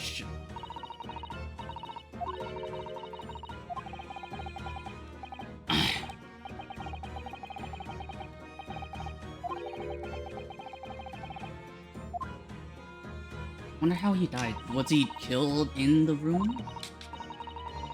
Like, did he get shot and then he slowly died, or was the death instantaneous? Why is he curled up into a fetal position? Okay, I want to talk to one of the officers.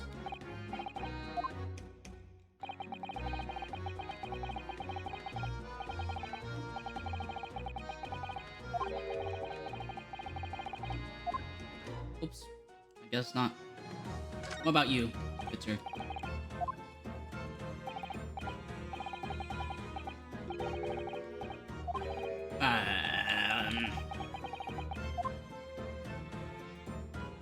Okay, what about the candle? I thought I looked at it already, but I guess not.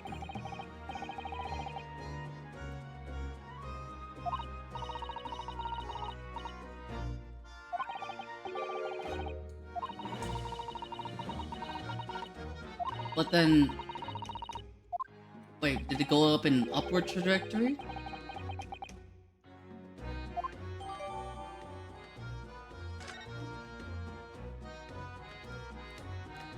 Let me look at this.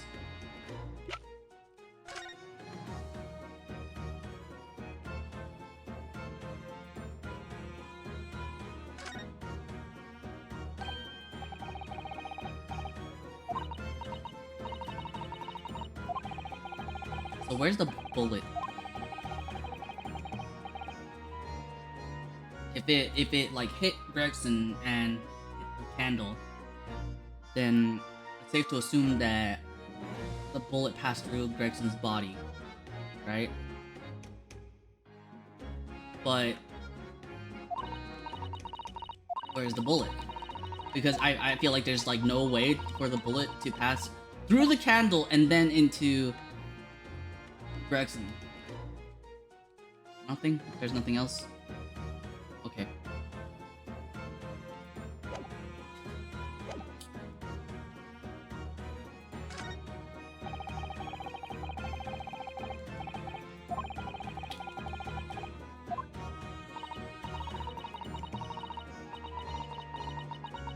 Yes, we know about the window.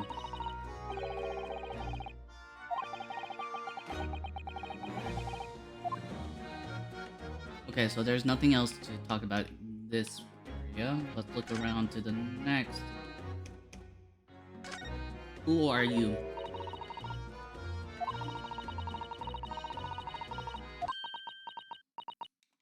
Who is it?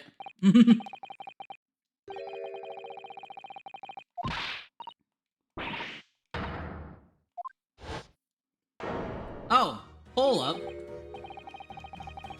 Why is Mrs. Vigil here?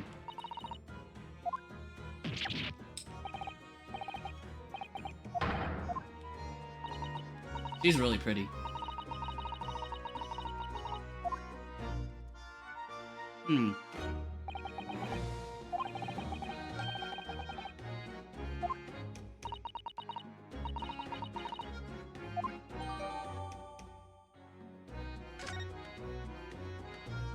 Did Mr. Vigil shoot Gregson?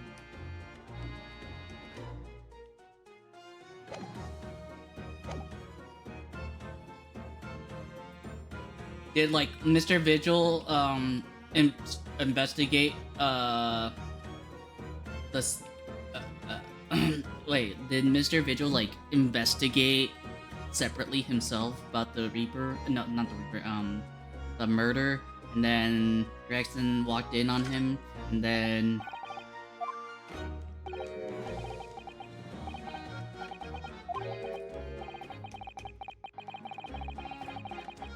I don't know, maybe. Okay. We've all done some investigating. Wait, does she doesn't know anything about the gun, does she? Okay, so maybe if we talk to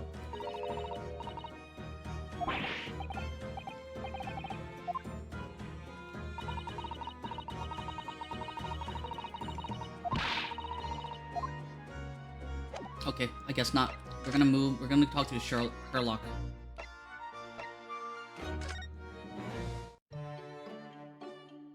Nope, Sherlock is not here. Who do we go to then?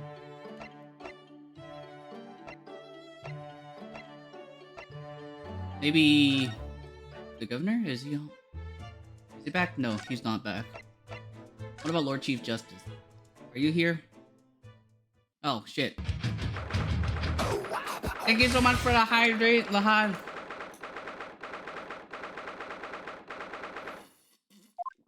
I wish I had I wish I could like mimic the drinking noise from Minecraft. Wait, who's talking? And someone else. Who is he talking to? Oh.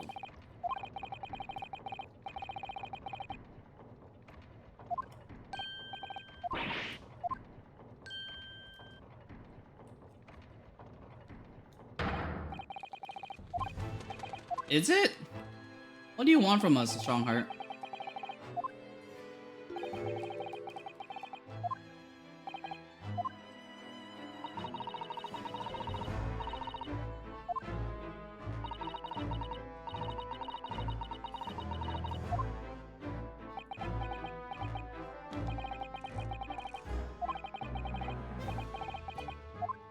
I think Strongheart's in on it.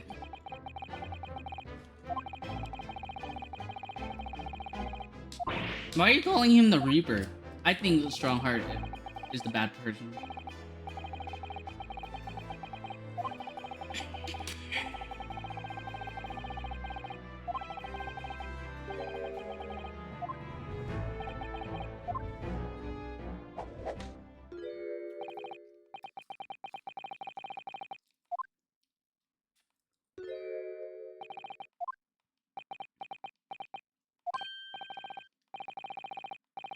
Yes, we're friends.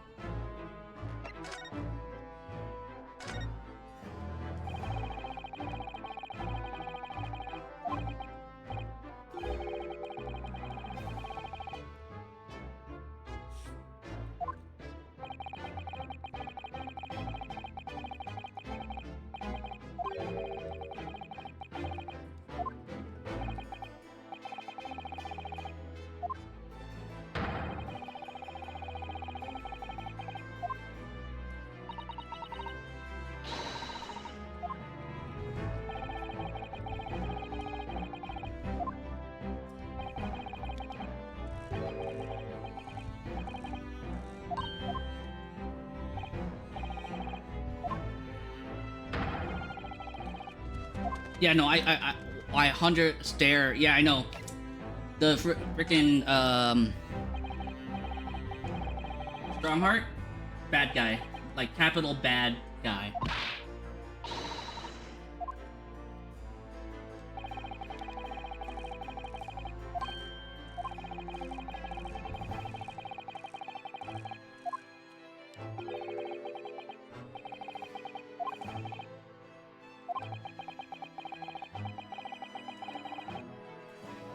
Capital rat, I know. You can't spell Strongheart without R-A-T.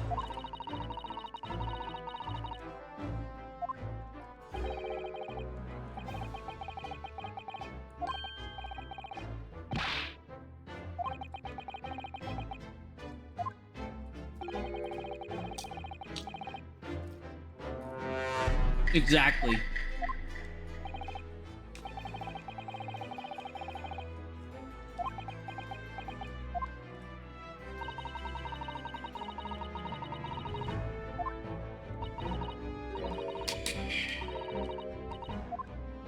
We're gonna have to protect him. We're gonna protect him to the very end.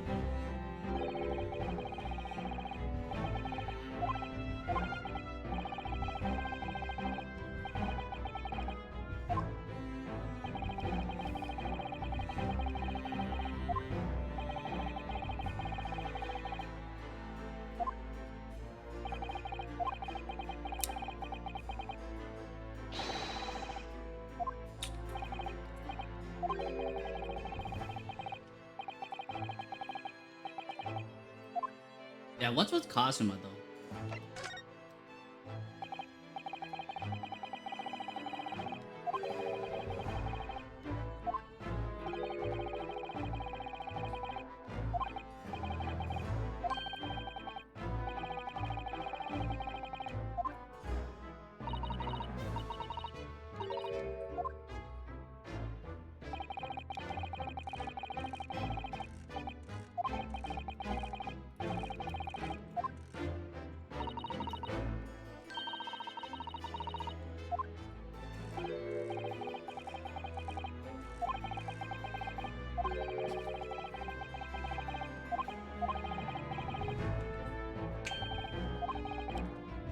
Hmm.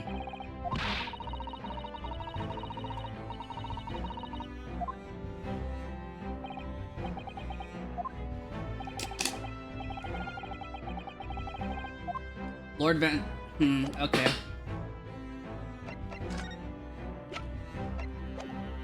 Wait. Oh, wait. Never mind. We're gonna move. Actually, we're gonna examine. Kazuma. Can we talk to him?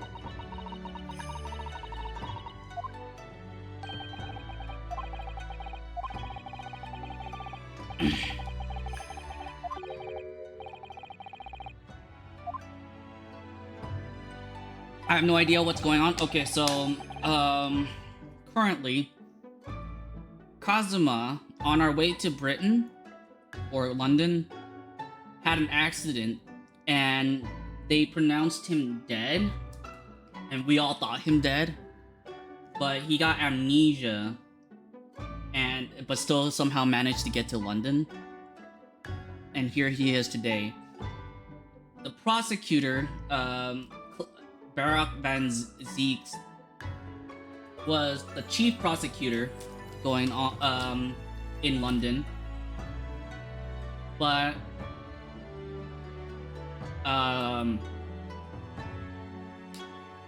he's being, I think he's being framed for murder.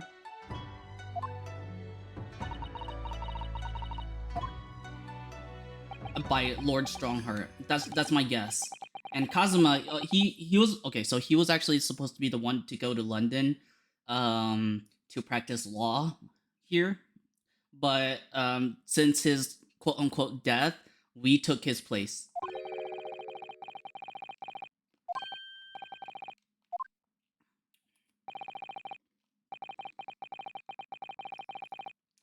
He was also a defense attorney in our very first case because we were accused of murder.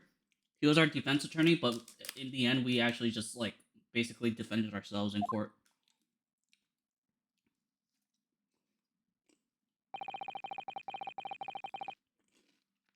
My one brain cell is processing this slowly. Same here. That's why I'm not talking as much because I'm digesting and processing it at the same time.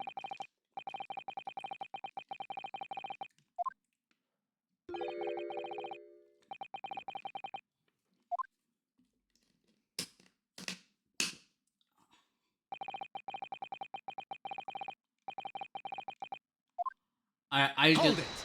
oh.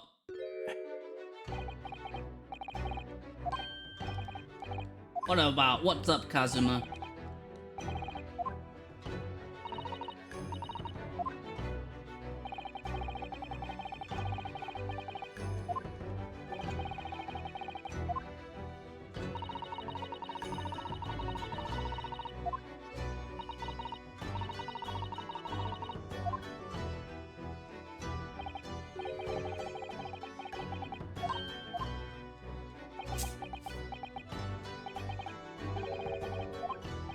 Wait, what's the favor?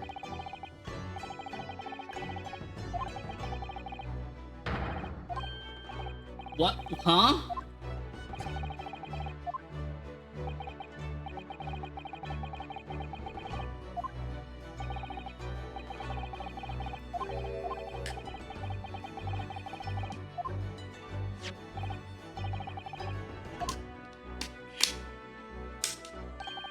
Dude, Barak smiling is kind of weird.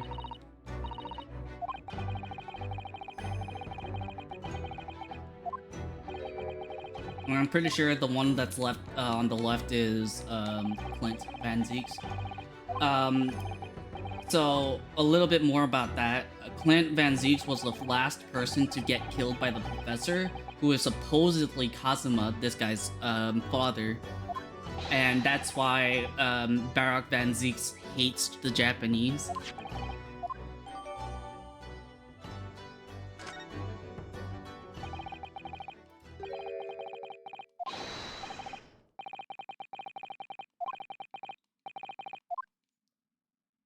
Okay. Well, we're gonna go to the prison and force Barak Van Zieks to accept us.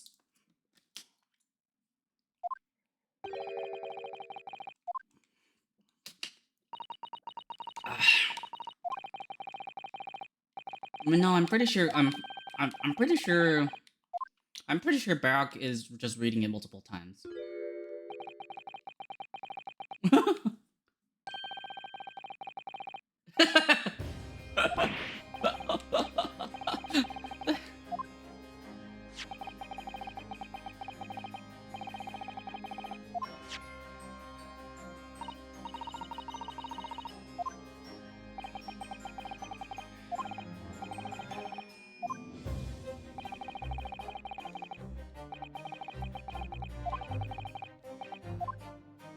But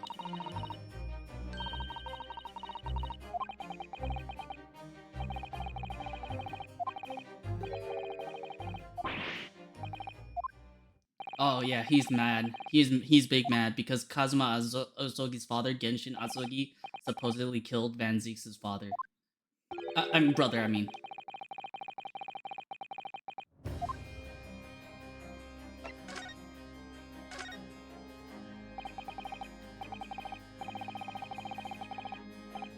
Was murdered, and the killer, as you know, was a visiting student from the Far East.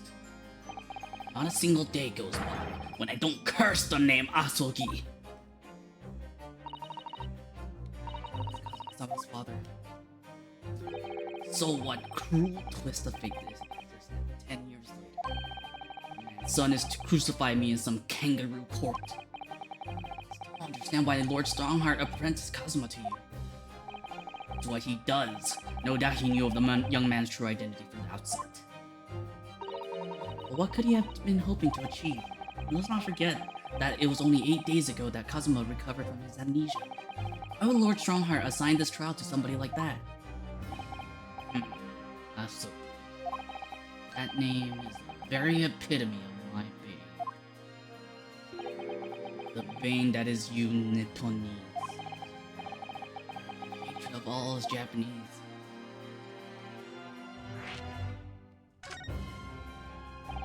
I'd only just been appointed as a prosecutor when it happened 10 years ago. My brother Clint, the director of prosecution, was hunting down a mass murderer. The so-called professor. Assigned to the investigation as his partner was a certain visiting student dispatched from Scotland Yard. And that was Genshin Asugi? Exactly. I developed a deep respect for the man. He seemed noble-minded and chivalrous in this dream to me. But none of us saw the true nature of the man.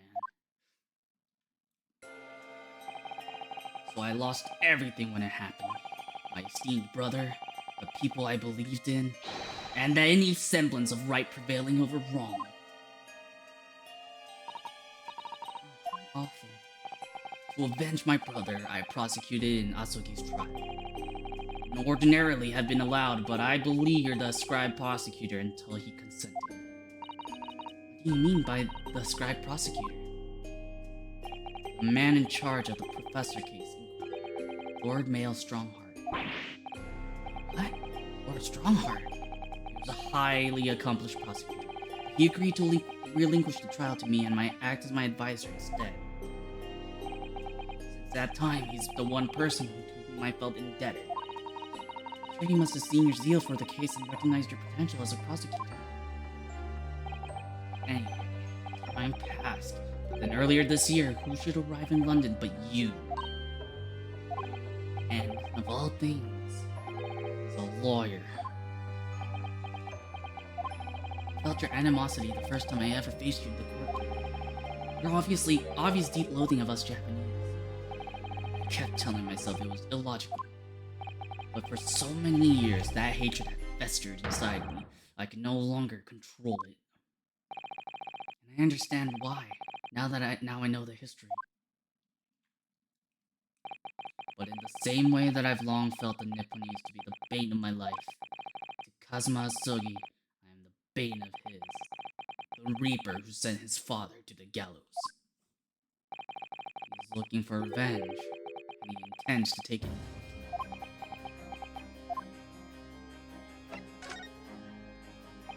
Gregson's transfer to the Paris Police Prefecture had finally been arranged for the Covenant. He'll never make it to France. Tragedy.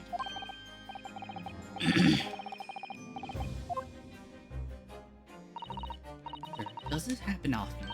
Being transferred internationally. It's the first time I've ever encountered.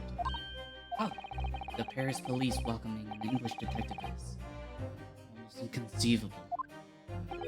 I can't imagine what kind of magic Gregson must have worked to put that arrangement in place. It sounds like that mystery has even been I'm afraid to say that we were very ignorant about Inspector Gregson's standing. We hear that he was considered something of a legend at Scotland Yard. Again, it was 10 years ago that he first made a name for himself, uncovering a decisive piece of evidence that exposed the professor's identity. If it wasn't for Gregson's singular approach to the case, the discovery would never have been made. What sort of approach? After my brother's life was taken, the inspector pushed for a full autopsy. 10 years ago? Why is that so surprising? Autopsy was considered a desecration of the body at the time, rarely performed. My brother was, of course, a murderer. That made the idea of it even more. Something Gregson had dug up in his investigation made him determine it was necessary. His powerful conviction somehow influenced the House of Lords. As a result, I could avenge my brother's death. So, he must have had great confidence in the inspector's abilities. It was even more inconceivable that he would have taken his life. I don't have confidence in anyone. Oh. And I'm sure Gregson felt the same way. I have no doubt he thought of me only as the ominous Reaper, just like the rest of London. What really went on between Lord Van Zieks and Gregson? true nature of their relationship. About the gun used to shoot the inspector that was found at the scene. Yes. It's not mine. Really, because common opinion seems to be that it is. What do you expect me to say to that?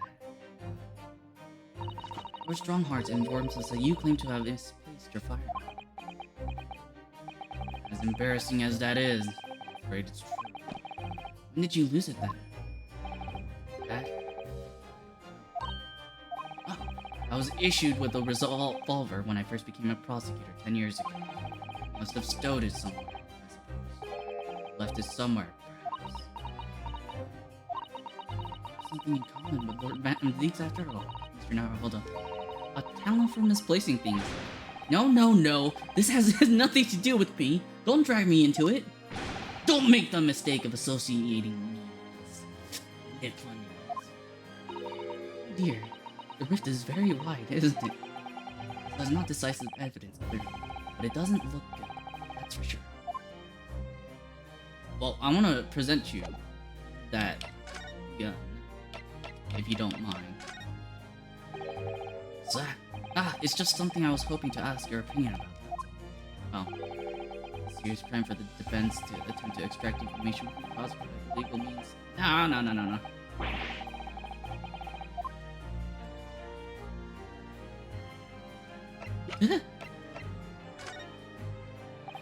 Lord Van Zeeks, we came by this old photograph. Did you get that?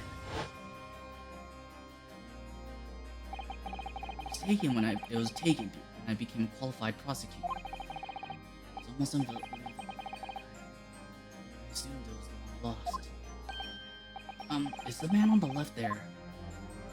Yes, it's my brother. Details of the person's photograph have been updated in the court record. It had to be, really. Apparently, this picture was prominently displayed in Gregson's office. He had a deep respect for me. Are you aware of that? Respect! That's nonsense. No, we've heard someone attest to it very clearly.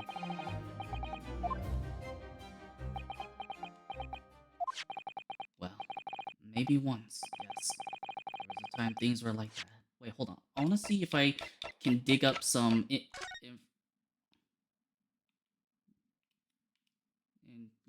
nothing. I was hoping I would find a clue here.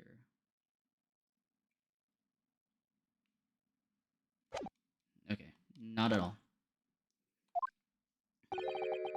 Brothers in arms, jovially discussing the future of justice and other such lofty subject matter.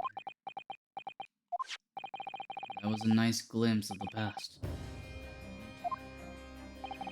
I feel as though I got a nice glimpse of the past then too. There's a glimmer of light in his eyes. Pretty twinkling. Insight into the true nature of this man means all a stone cold.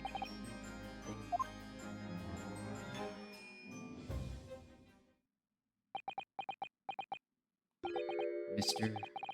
Naruhodo. Oh, that's the first time he's ever used my actual name. I've lost all confidence in my country's justice system. I don't trust the police, the judiciary, or lawyers. But there's still one thing I'm willing to believe in. What's that? That which you see in the eyes of another across the courtroom. A simple determination to know the truth. Lord Van Zeeks! For the very first time, flashed in the Bailey almost a year ago now. Couldn't deny it, though I dearly wish I could. Years of loathsomeness was absolute integrity as a lawyer. There are only two other men I have known with that same look in their eyes. My brother, Clint, and Genshin Asuki. The man he idolized, and the man who betrayed his trust in the most hideous way. When you showed me that photograph just now, it reminded me. You mean, this photograph? Back then, I was able to laugh. I was free of the shackles of mistrust that plague me now. I looked to the future with hope. and I've protected myself against betrayal by refusing to trust anyone. At times, the mire into which I've sunk makes it almost impossible to breathe. I'm so sorry. So, Mr. Naruhodo, I want to believe in that look in your eyes. I need to believe in it. Tomorrow's trial, you'll advocate for me. Of course I will. It would be an honor. So please, Mr. Naruhodo. My life is in your hands.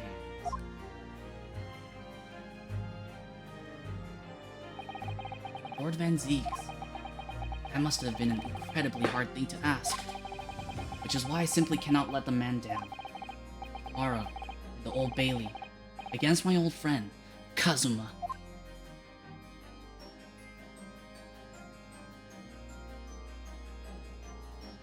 Alright, this is the perfect time to use the restroom break. I will be back.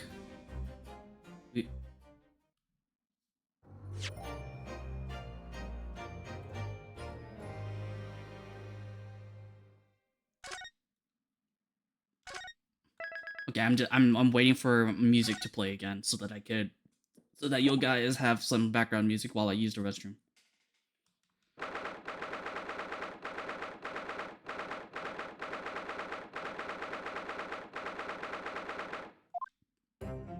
Okay. Now I will be back. I will use the restroom. I will be back. I will talk to you all in a minute or so. All right.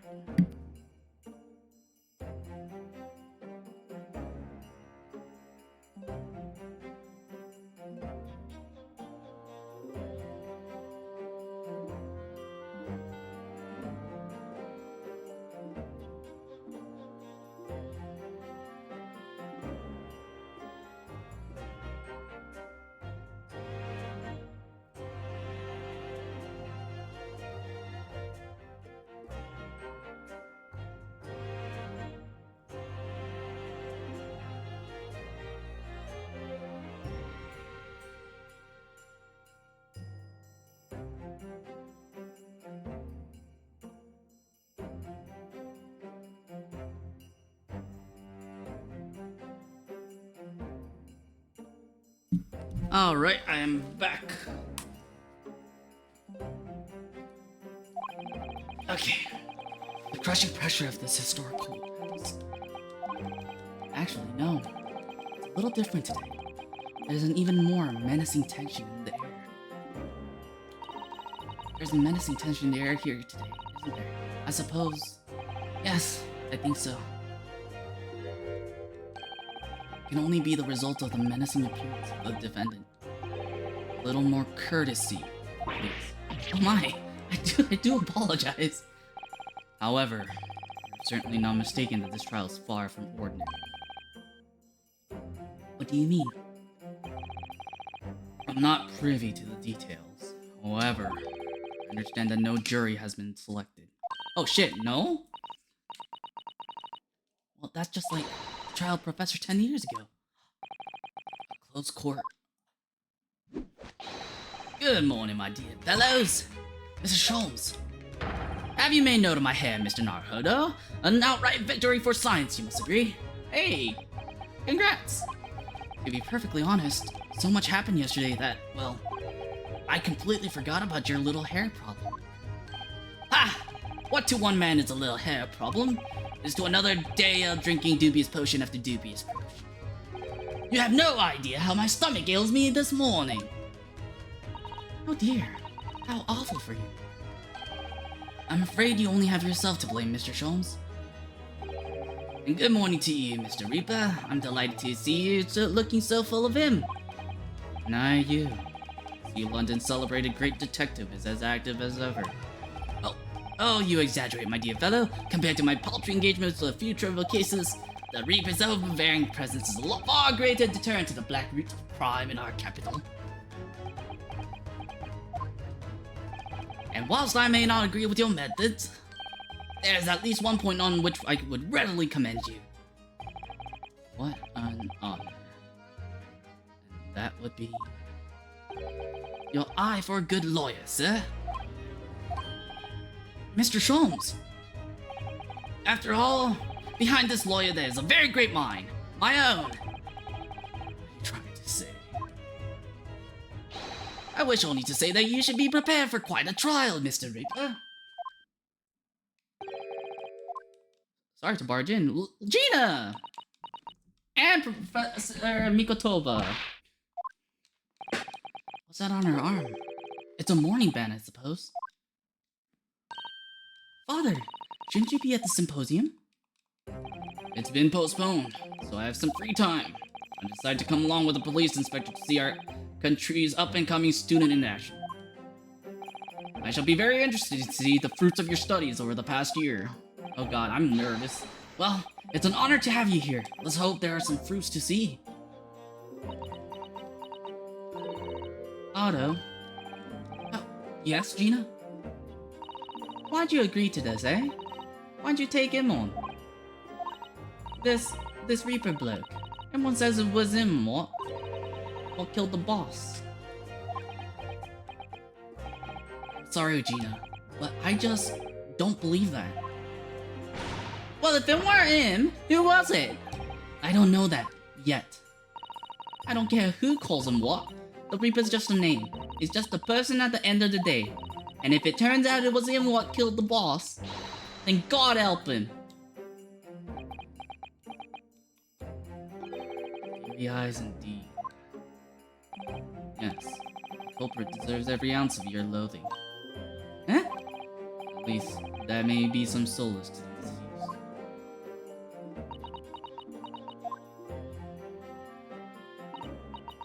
Please, Otto. Get whoever did this. For the boss. Oh, Gina. I hate feeling this useless, but there's nothing I can do. So you gotta find who done this and make the wretch pay. Dude, poor Gina. Like, this is some emotional shit, Joe. I've never seen her that emotional. You know, she's like she used to be a street urchin, and then basically, Gregson took her under his wing, and then now we're here. One who lost his treasured brother to a mass murderer. One who lost his treasured father in a foreign court of law. One who lost the man who helped her escape destitution.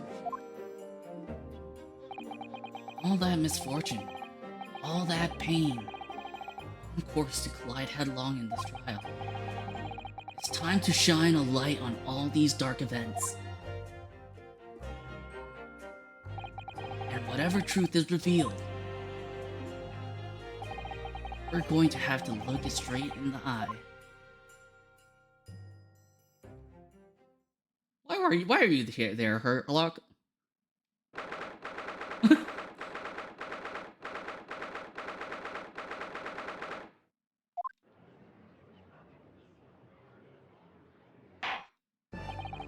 In the name of Her Majesty the Queen, I hereby declare this court to be in session. We are here to conduct a fair and just trial of the defendant Barak Van Zieks. Counsel's for the defense and prosecution, are you ready to begin? The defense is ready, my lord. Prosecution is more than ready. Oh, Kazuma-sama. I've been wishing to see you in court again for so long. It feels... Oh. But I never pictured it happening like this. Never thought I'd be facing you behind the prosecution's bench. So-called Reaper of the Bailey has been a scourge like no other, undermining Her Majesty's justice system. Today, we must uncover the truth behind the scourge. In other words, this trial is going to be a lot more far-reaching than Inspector Gregson's murder. The truths revealed by these proceedings may have unpredictable repercussions through the judiciary.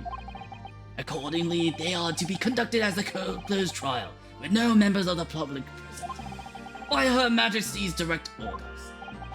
How will that work, my lord? The burden of all arbitration and adjudication falls on my shoulders. Therefore, as you will see, the juror's bench shall remain vacant today. No members of the public are present. Might I ask who is currently occupying the gallery, my lord? They are members of the judiciary, here to witness proceedings and ensure an equitable trial. Members of the judiciary? Wait, that's so cute! Do you see that? There's a little mouse on top of him! On top of his shoulder. Look! He's so cute! My, this is a very unusual trial already. There is, of course, another unprecedented aspect to these proceedings on which I must elaborate. The counsels for the prosecution and the defense are both aliens of Great Britain. I believe it takes an outsider to see the truth sometimes.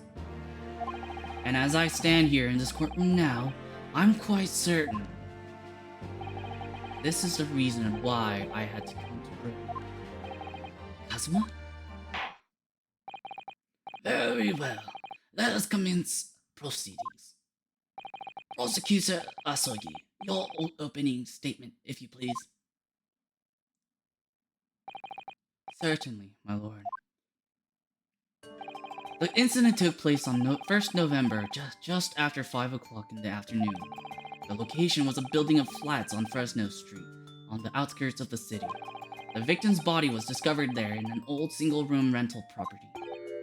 Yes, Inspector Tobias Gregson, a name known very well indeed to this court. Not at least for his miraculous resolution of one of this country's grimmest cases 10 years ago.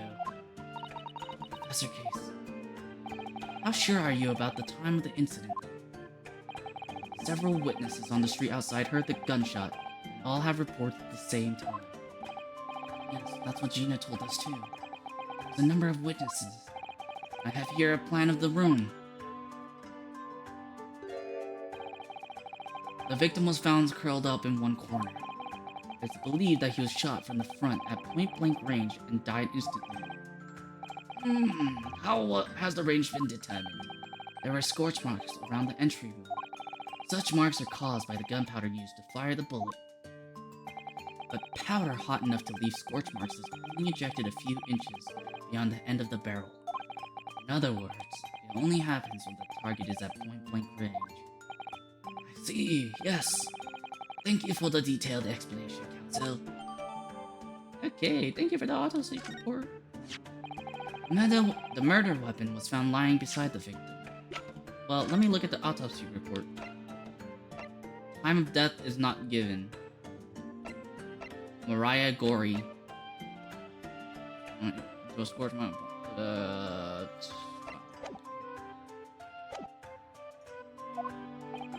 Have you managed to ascertain the owner of this firearm? No, my lord. Not conclusively. Kazuma-san, I'm not trying to use a gun as evidence when its provenance can be proven. Furthermore, my lord, as I've explained, the revolver was fired extremely close range. The bullet passed through the victim and struck the wall behind him. There's a candelabrum mounted on that wall, and the tip of one of the candles in it was found to have been blown off by the projectile. We noticed that too, didn't we? Yes, that's right. Thank you for the thorough report, Counsel. The setting of the crime is clear to me. You will submit the plan of the crime scene as evidence, please. As you wish, my lord.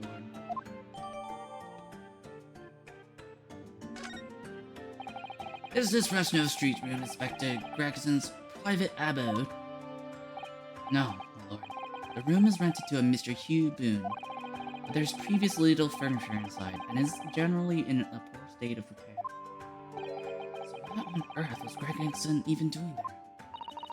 Presumably he was investigating some case or other.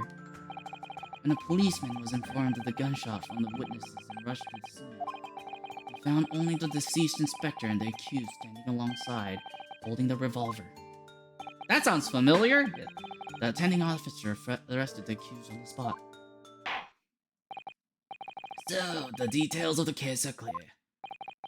In that case, the prosecution would like to call its first witness.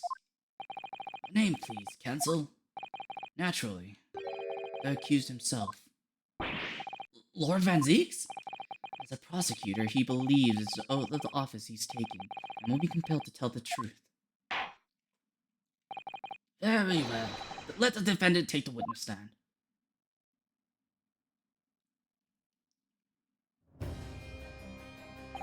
So, witness, state your name and occupation for the court. Barak Van Zieks, Old Bailey prosecutor. I presume, Lord Van Zieks, that you heard Prosecutor Asogi's opening precis. Did. It is alleged that you were found at the scene of the crime, and that you were arrested by the arriving police officer. Can you confirm this? Yes, my lord. And I'm sure the court would like to hear you explain some things away. Namely, why you were there in the room on Fresno Street at the time in question, and what exactly took place. I intend to explain away nothing. I will simply tell the truth. I must say, Lord Van Zieks, I never imagined this day would come. Or rather, I didn't want to imagine it would come. But since you became known as the Reaper, a part of me has been dreading it. Your formal testimony, then, witness.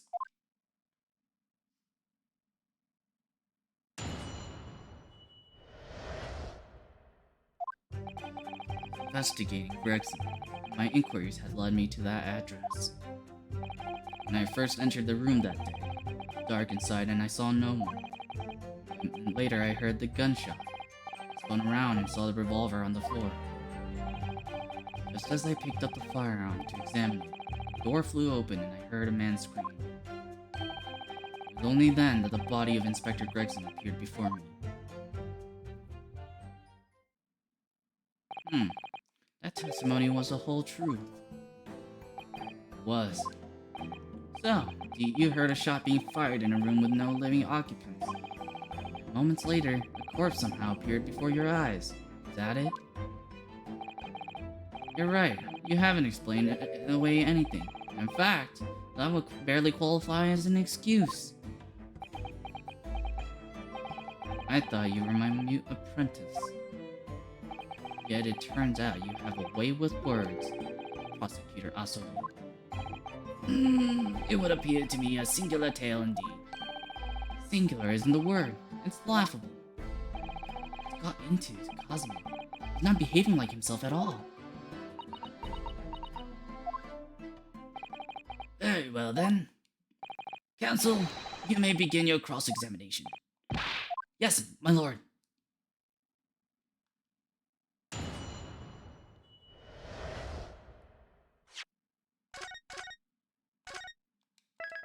I'm worried that I'm worried that the judge is gonna adjudicate instantly.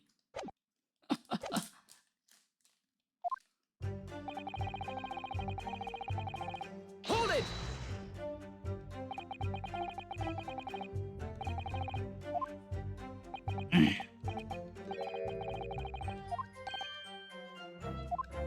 Why?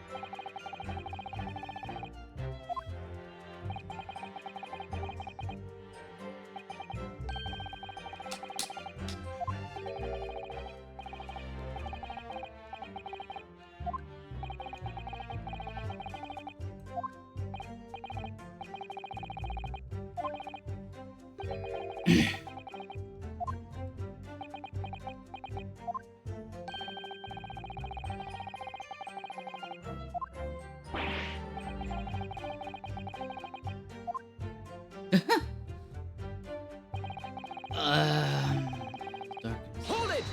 How did you see no one? How?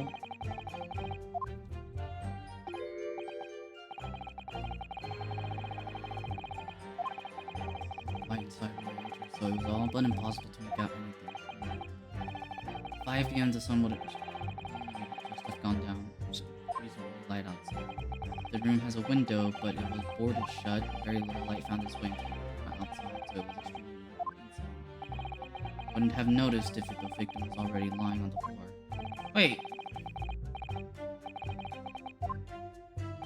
I'm quite sure that the part of the room where the body was found was very dark. A feeling there was a small oil lamp burning in the room. I can see. Wait, okay. Why is...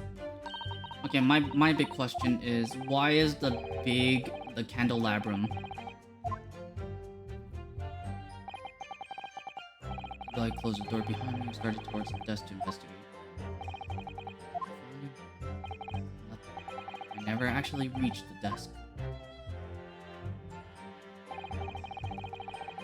Gunshot, saw the revolver on the floor.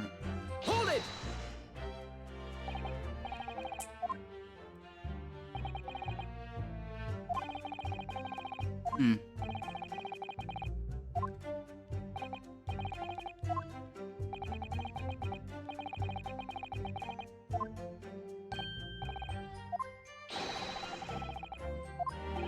No, that's not a question. I hate it when Naruhodo asks stupid questions like that. Like, bro.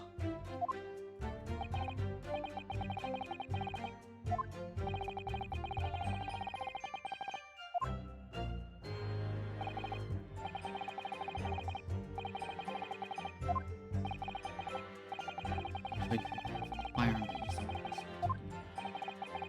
In fact, man, I believe it didn't. The barrel of the revolver I picked up was cold. No spell smelled powder.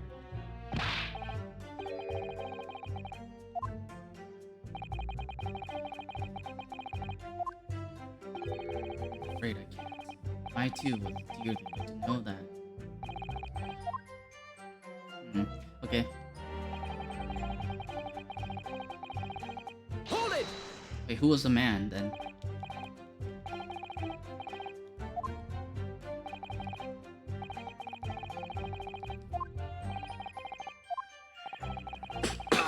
There's stalls directly beneath the boarded window of the crime scene.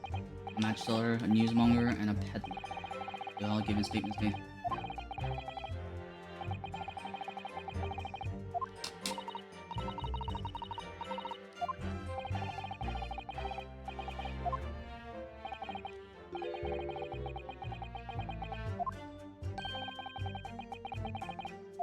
I mean, I immediately noticed the revolver in my hand and fled.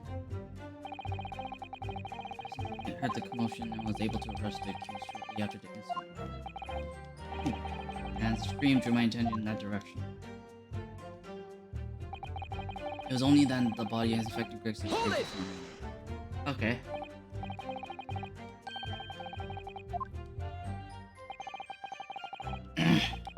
This is true. As far as I was concerned, the body hadn't been there until that point, and then suddenly, there it was.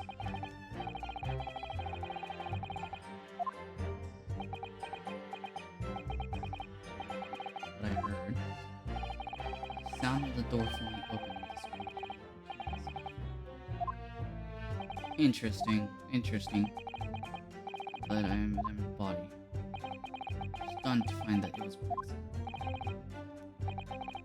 I bet you the person who killed him was the person who screamed and fled. Objection! Okay.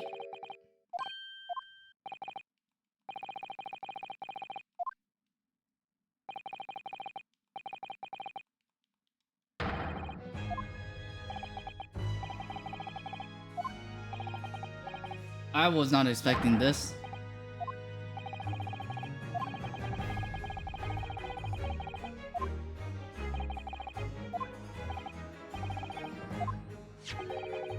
That's what I was thinking too.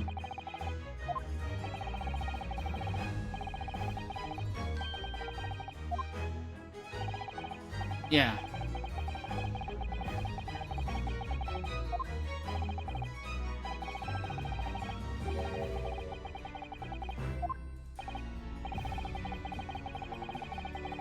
God, that scared me when Nakazuma freaking objected.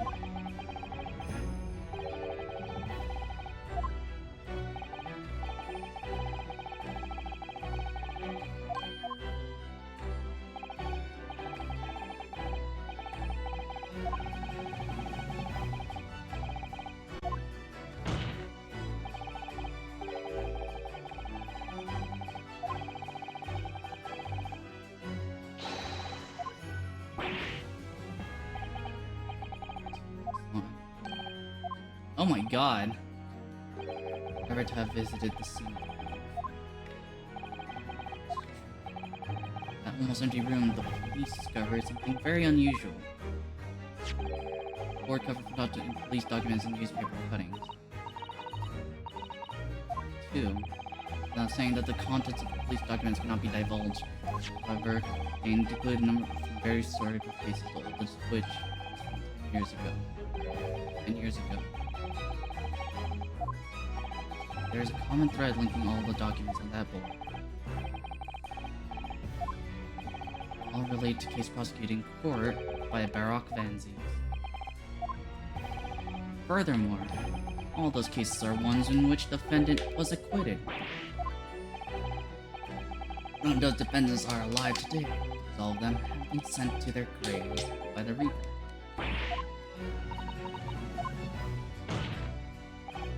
Sure, that dingy little thing was the Reaper's secret hideout, basis of operations. No, it's not. Yet the Reaper would claim never to have been the hideout. I won't believe that. No, the truth is, I've been looking at this backwards. Inspector Gregson was investigating the identity of the Reaper. When he discovered the location of the man's secret hideout, he was killed. I'm sure everyone can imagine. By the Reaper's hand. Does this end the game? Because I've just pressed.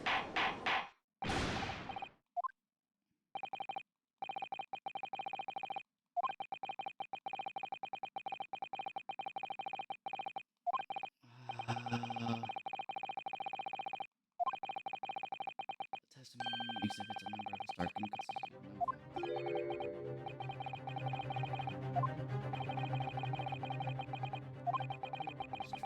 experience as a defense attorney to build his prosecution case. Formidable. Holy shit,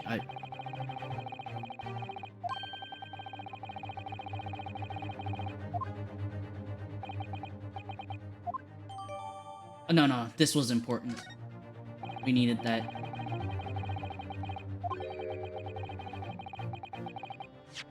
Hold on.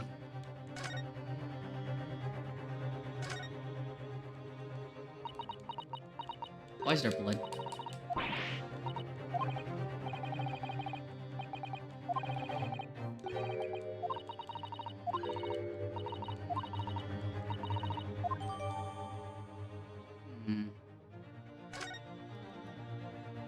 Interesting. Oh, the nails look awfully detailed.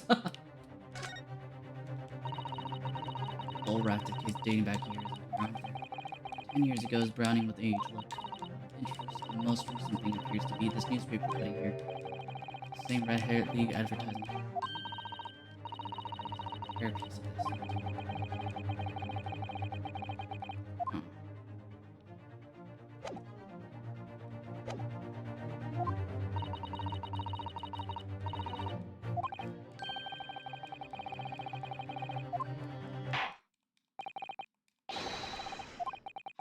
We're gonna have three witnesses.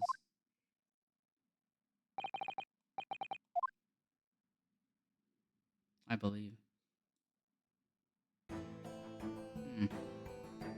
Wait, well, what are you? Did you get fired from the thing?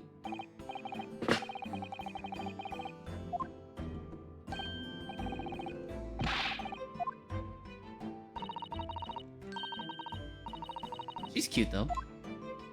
I hope she's of age.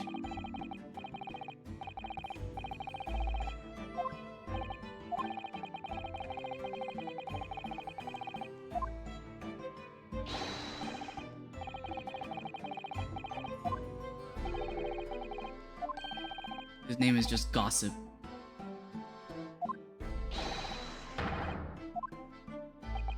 No, thank you.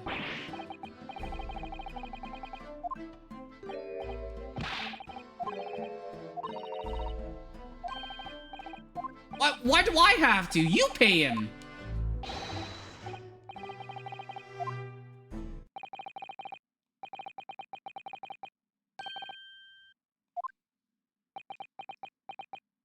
How is this relevant?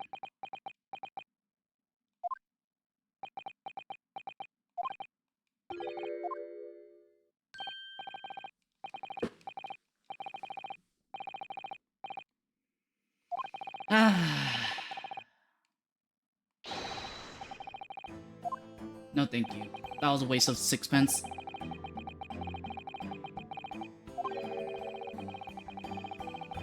Yeah, what happened?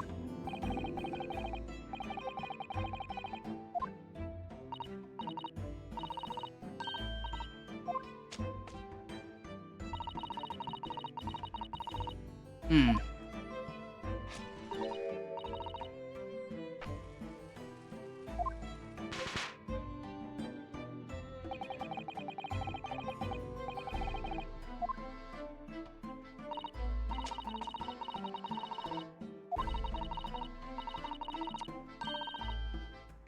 They get 100, they could blow up the school? Holy shit.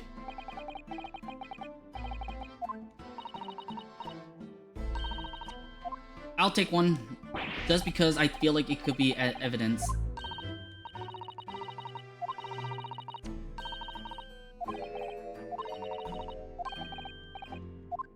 Why me? Why am I supposed to pay?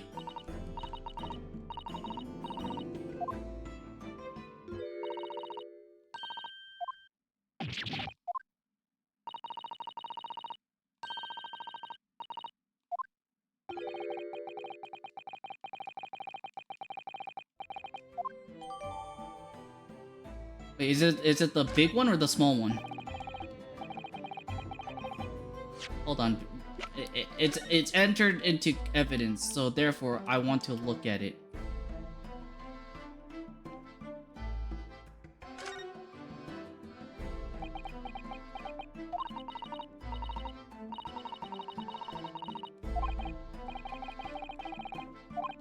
I'm wondering what 600 pence worth of fireworks.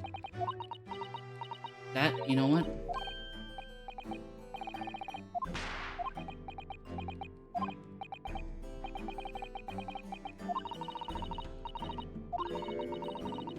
Like a gunshot. Yeah. So, Miss Venus, has someone bought your special firecracker lately?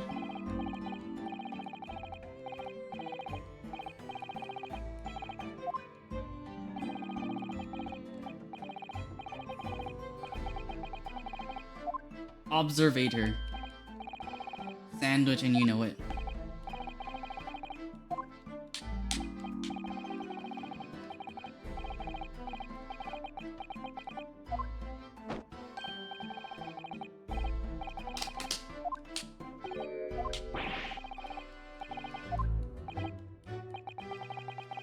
Interesting.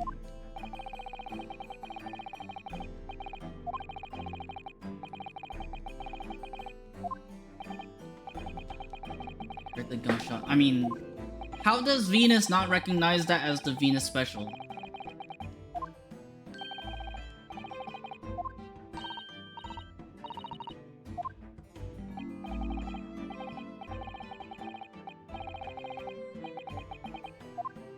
Bruh, he seriously hit us with the... If our... Is anything real if our eyes aren't real?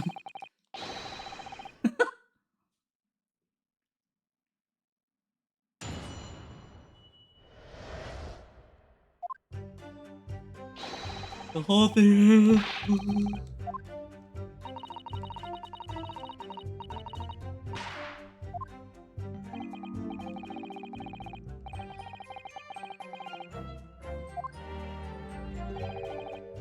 It was the Reaper gun in hand, standing over the dead body. Scared half to death. Oh, she was the one who ran off to...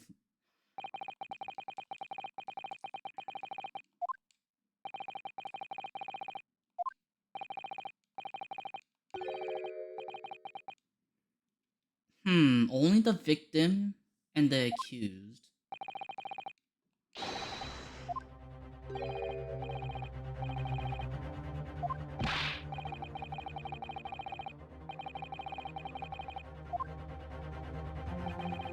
Left in front are unoccupied. They're small, damp, dirty, and expensive to boot. They're expensive. Property that's currently leased. Boom.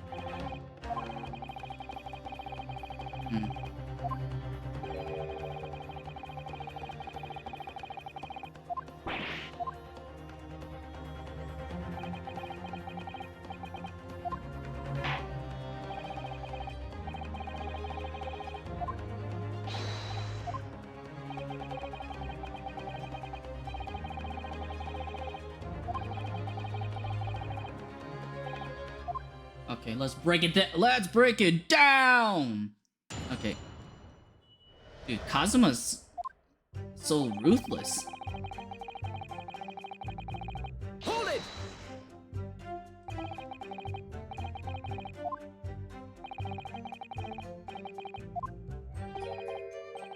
Most of us don't know that I'm mighty, but I'll tell you one thing. Reaper that one in last, that's for sure. Huh.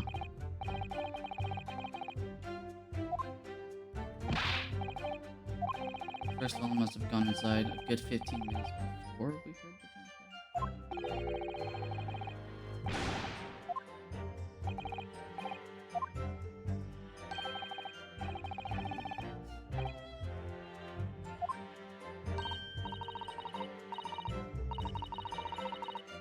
Random flame fireworks. I'm still burned on inside my highlighter.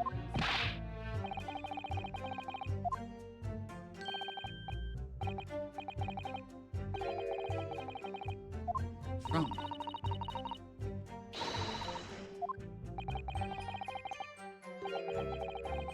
I mean,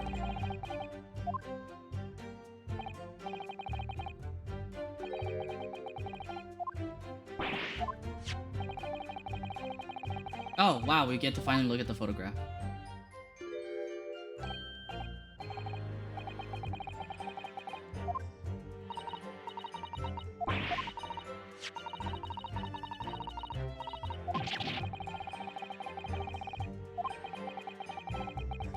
Yeah, why? I mean, we know why he wore the hairpiece. Wait, did he say the color suits the man? As if he didn't see the blood around pooling around him?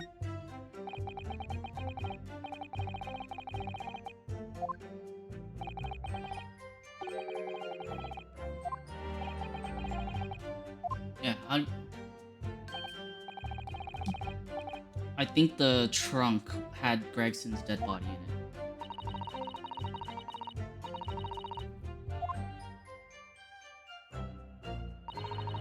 A minute after the Reaper had gone inside, we heard a big bang.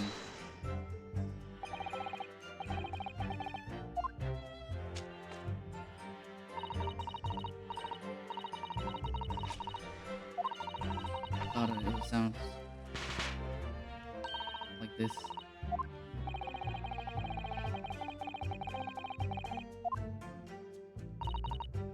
I feel like when in hiding,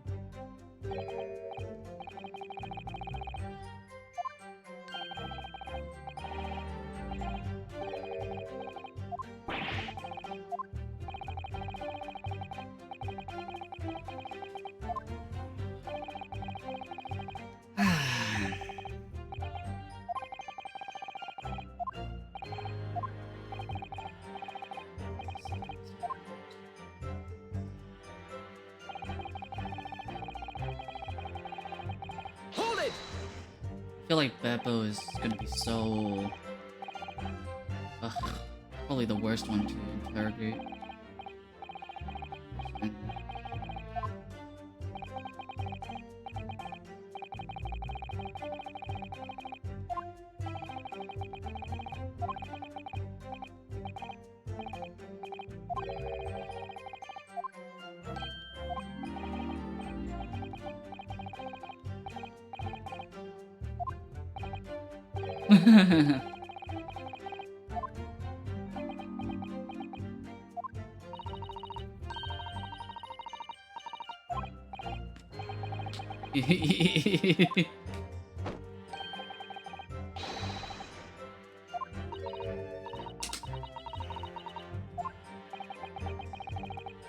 That's funny.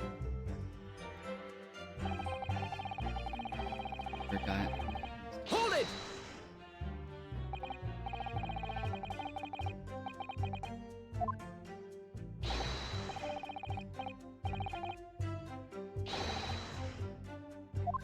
Isn't that what's going on here?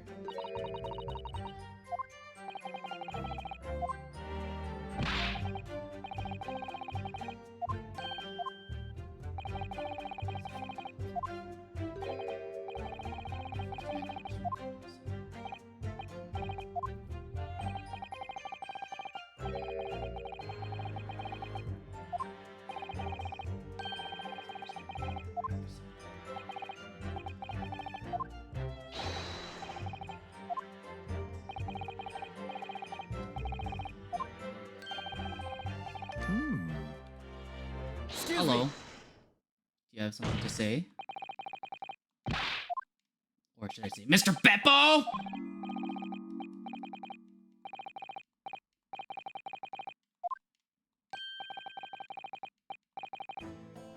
Stop lying.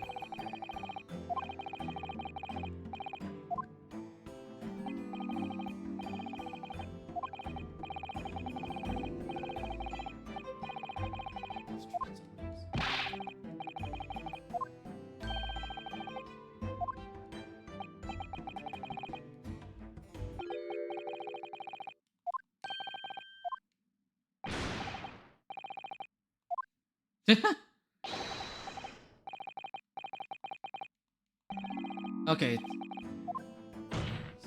So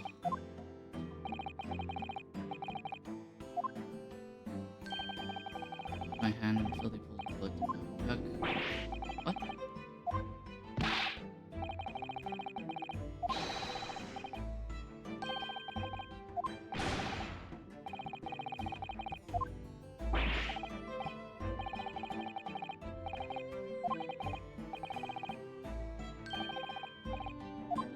No, I feel like this. Yeah.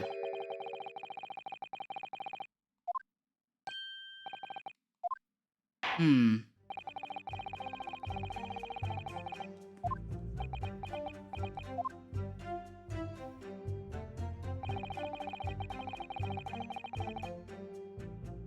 Hold it! Wait, how? On the floor? How? There would have been a trace.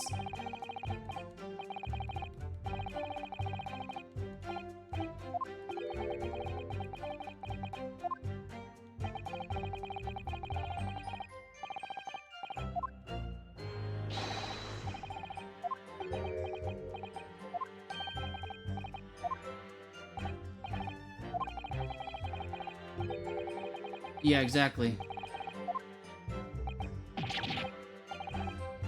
I feel like I'm gonna...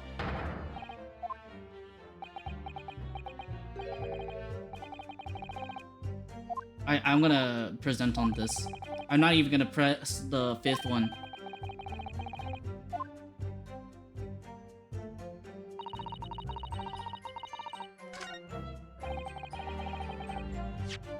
Are you sure it was on the floor and not Objection! the notice board?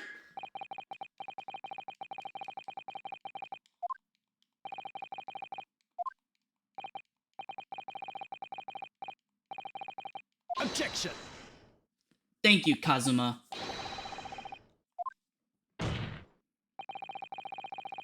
Objection!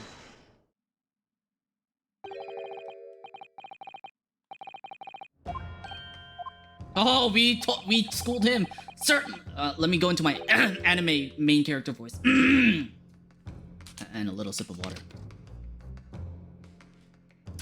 Certainly, there was no bloody handprint found on the floor. What are you trying to say? There was a handprint in blood left very clearly at the scene. On the back of this notice board.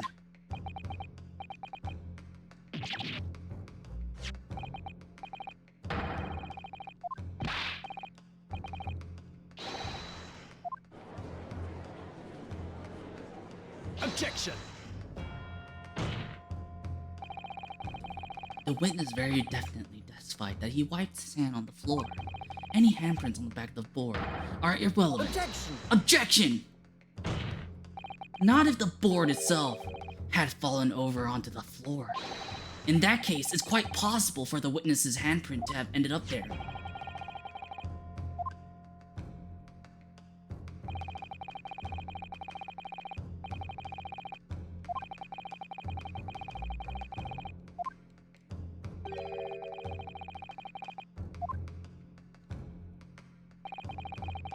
Across the body. So I was basically right next to the corpse, not on the other side of the room. That doesn't make sense. The defense's assertion is contradictory. Yes, it is. There is a very definite contradiction here, for which there must be a reason.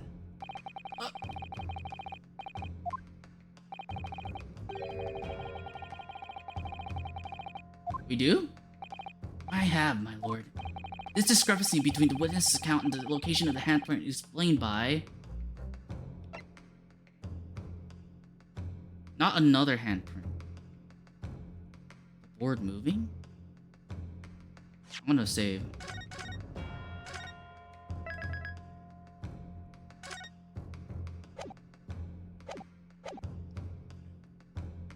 It's not, I don't think it's false testimony. I think he was telling the truth about that. I don't know about another handprint because he said I know it anywhere. That's my hand. I'm gonna go with the board moving. The real contradiction here is the handprint itself, not where it was found. As the court can see, it's upside down. Good gracious, so it is. Put hands against the board. The finger should be pointing upwards. What does that tell us? It tells us one simple fact. When this handprint was made, the board must have been lying on the floor as I previously suggested, which means that after the incident, it must have been moved. What? Objection! You're claiming that somebody moved the notice board after the shooting? Then tell the court who! I don't know that yet, but the point is... When you consider all the testimony we've heard so far, we can now be very clear on one point. What will that be? The position of the notice board at the time of the incident, my lord. So, counsel, I must ask you to clarify. Ah, fuck! Scared me, Lahad.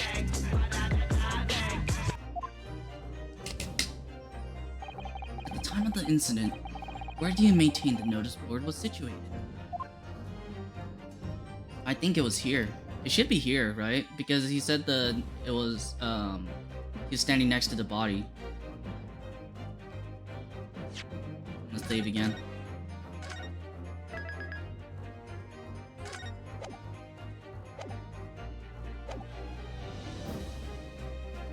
It makes sense. It makes sense to me, right? It's not. It wouldn't be here.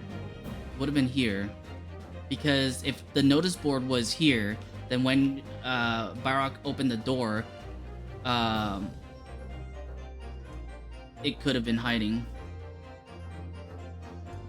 I'm gonna like press here, like this approximate location.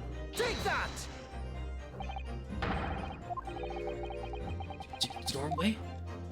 If the court would think back to the testimony given by the defendant earlier, he said that when he entered the room, it was dark, and he couldn't see the body. If the notice board had been here, the body wouldn't have been completely hidden from view, and the light of the candles would have been blocked, making the room appear darker. Objection! Hughes also claims that the victim's body simply appeared before him. Or in his precise words, just as I picked the firearm to examine it, the door flew open and I heard a man scream. It was only then that the body of Inspector Gregson appeared before me.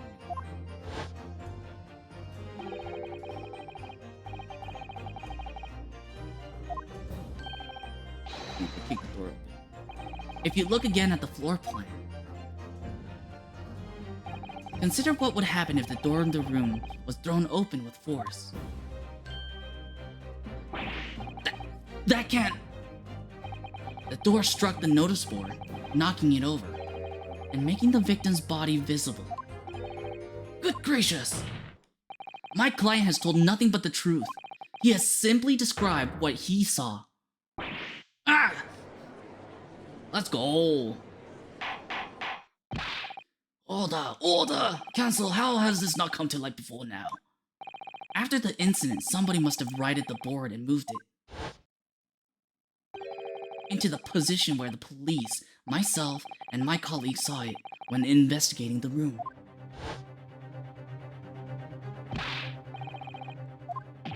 What?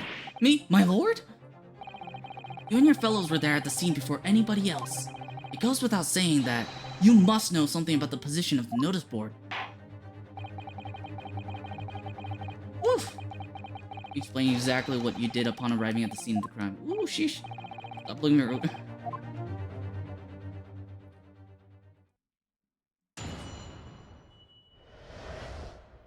The mystery of the moving board. I don't know anything about that there notice board. I just wiped my hand on it, that's all. Well, don't look at me. I haven't got a clue about it. I was just doing some of the second years at the time. I don't know anything about anything. I'm just a bystander. Me, just a sign across the cost of life. That Reaper, I bet. He's got a face that screams bored. I can't see how this changes anything anyway. The detective still died when he heard the gunshot. Okay. So none of you can elaborate further. Shaken by the crime they witnessed, and with only the light of a few candles and lamps to see. I can't expect these witnesses to be able to give a more precise account of what happened. I don't know, I feel like Venus is, like, kind of suspicious. I don't know, she's too clean. She's too clean. Her face is too clean.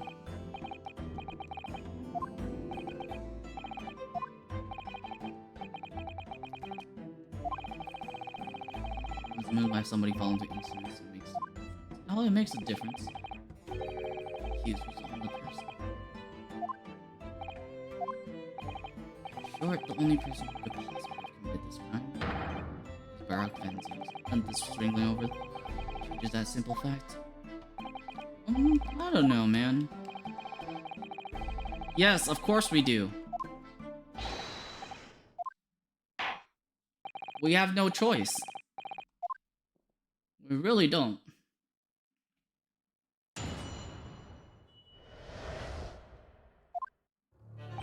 I don't know anything about that there notice board. I just wiped my hand on it. That's Hold it!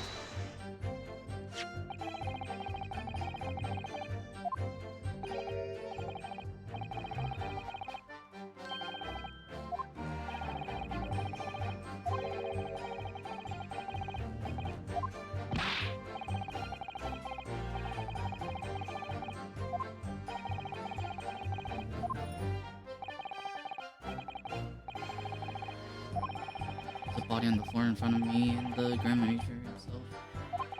There was a precious little light inside either. My bottom was all quiver. This witness is unable to give yeah, exactly. That does not help. Got a clue about it. I was doing business with the second years. Weren't you at the scene?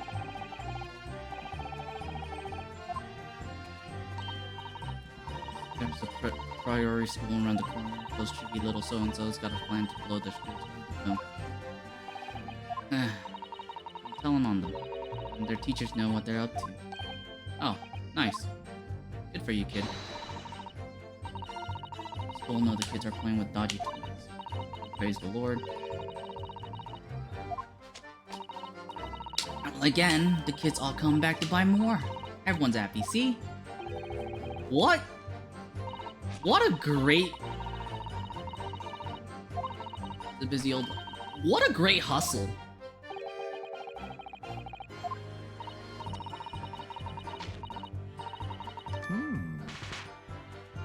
Excuse me. Dude, wait, never mind. Beppo is just like... The god. The god witness right now.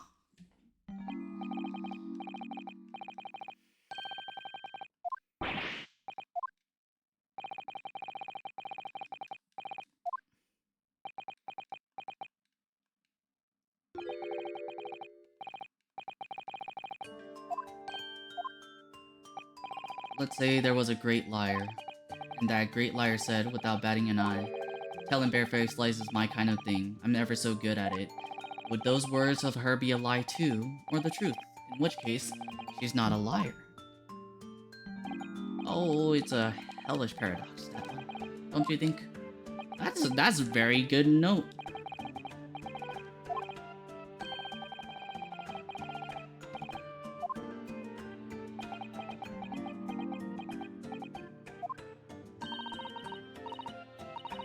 Trying to cause trouble, are you? Keep on like that. I'll wrap your whole body in firecrackers and set them off. Into trouble, bot. Yeah, she's scary.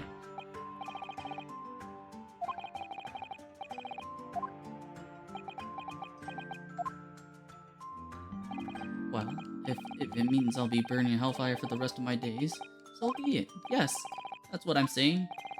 Can you elaborate, please, sir?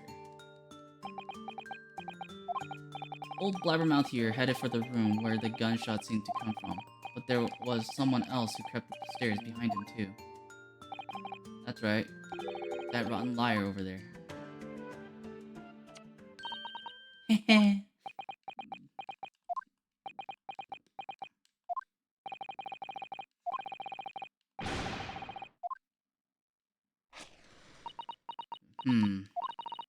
What did I tell you, eh? I said I was good at telling barefaced lies, didn't I? But that's perjury! In court!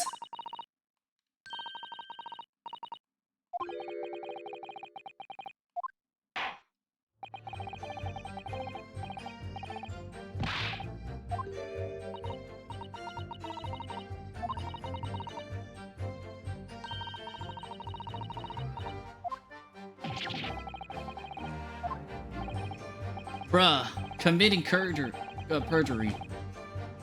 Yeah.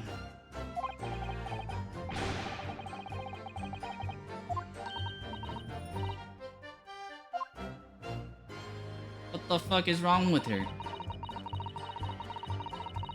Hold it! Then what did you see?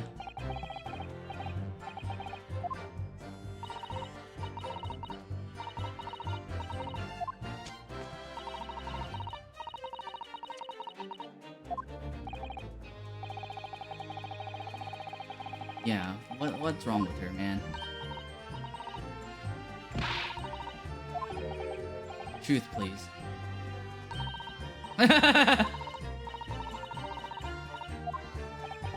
Did you touch anything at the scene? Did she? No, I don't think she would.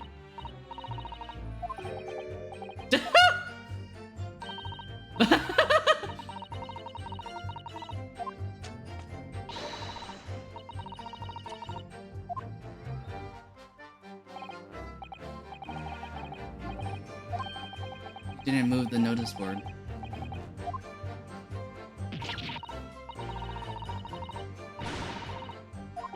The truth, please. I like this bit. I like this bit a lot.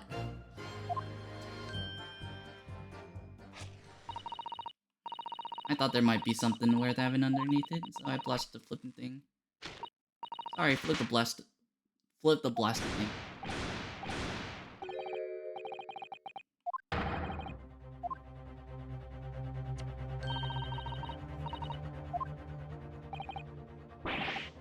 You daft barn pot.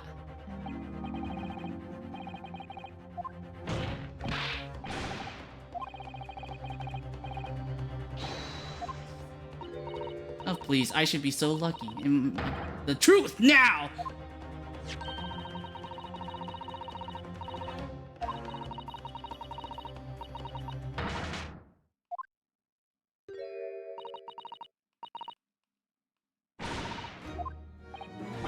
Sheesh!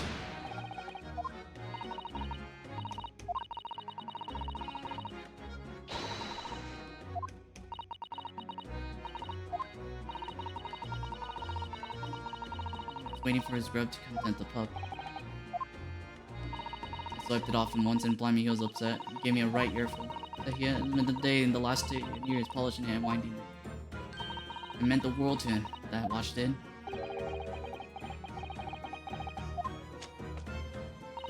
It's not all that, though. Took it to JB's, but old dealer wouldn't touch it. Gave me a penny for it. He said it wasn't working. Knocked about and worthless, called it. That watch must be submitted. Yeah. No.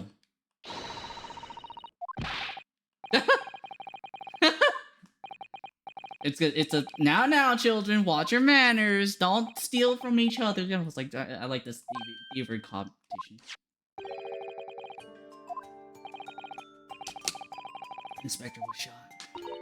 Doesn't take anymore either, which is why Jave is. Is it gets at the hour of 5? Is it now in evidence? It's not our evidence yet.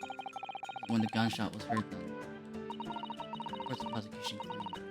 Aye, aye, aye.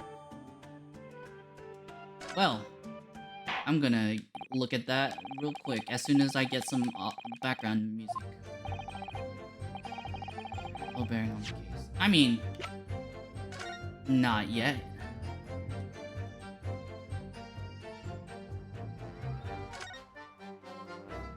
Well, well, well.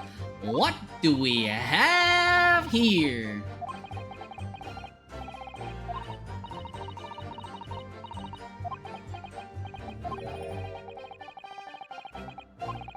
I wish we could just like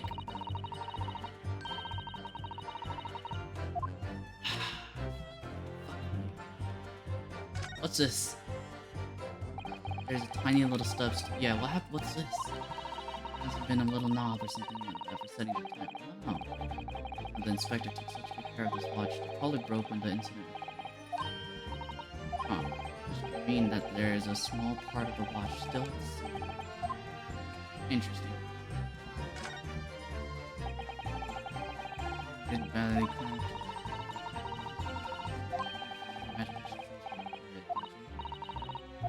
It's very adept at things like this. It's useful to have around. It's great detective, not an odd job, man. Well, time to go back and look at this toy cop. Wow! Wow!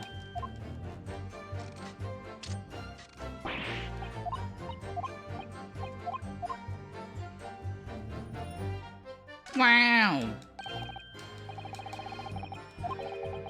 The key for the Inspector Gregson's watch? Yeah, exactly.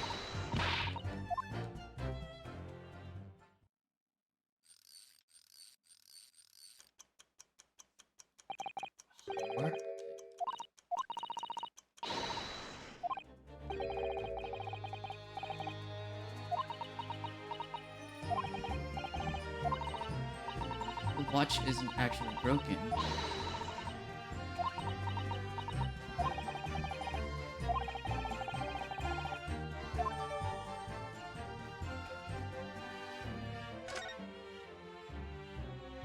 Alright. How useful. It has a lot of bearing on the case.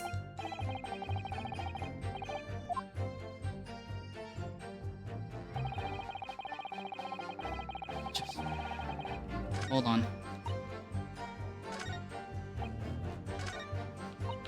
Is there any statement?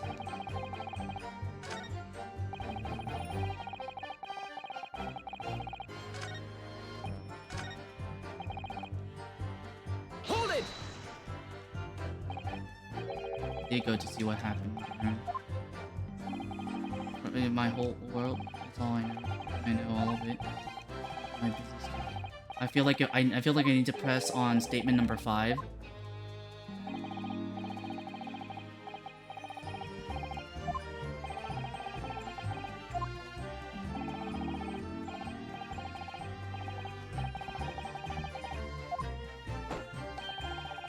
I spotted it. I might have tried to trip it up out of. You're Homo sapiens, not Homo sinians.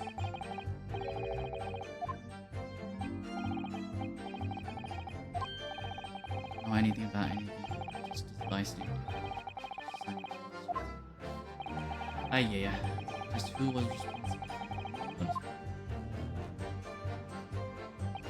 Hold it! Here's why I think so. I think the last one. I feel like I need to press it first.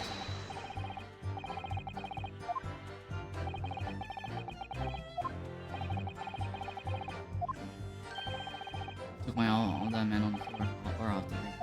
How do you?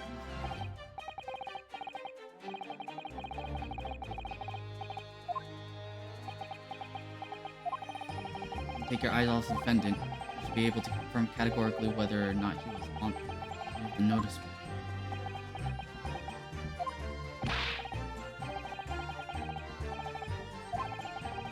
I missed it.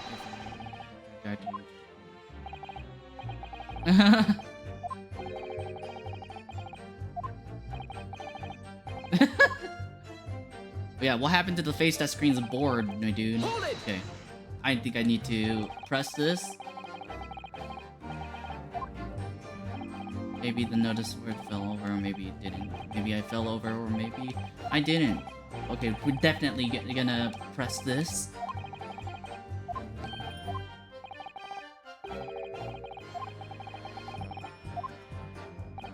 In other words, it all hinges on that single gunshot. If I could just find some problem with that part of their story. Yeah, exactly. Possible. Perfect.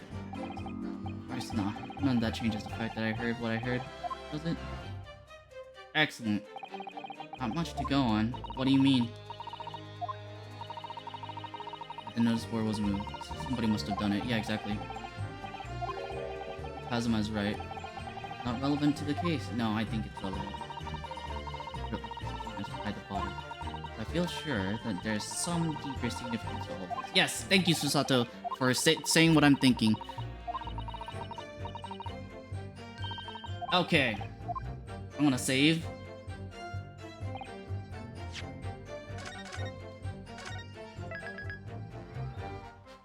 Alright.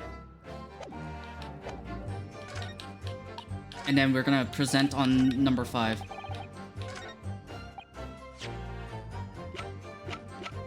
Objection!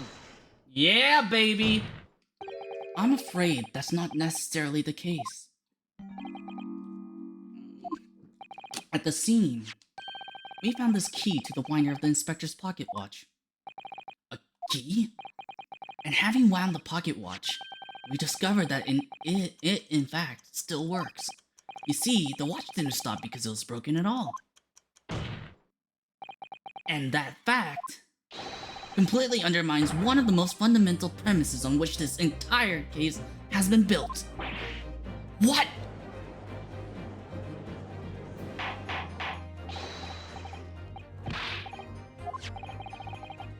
At almost exactly 5 o'clock.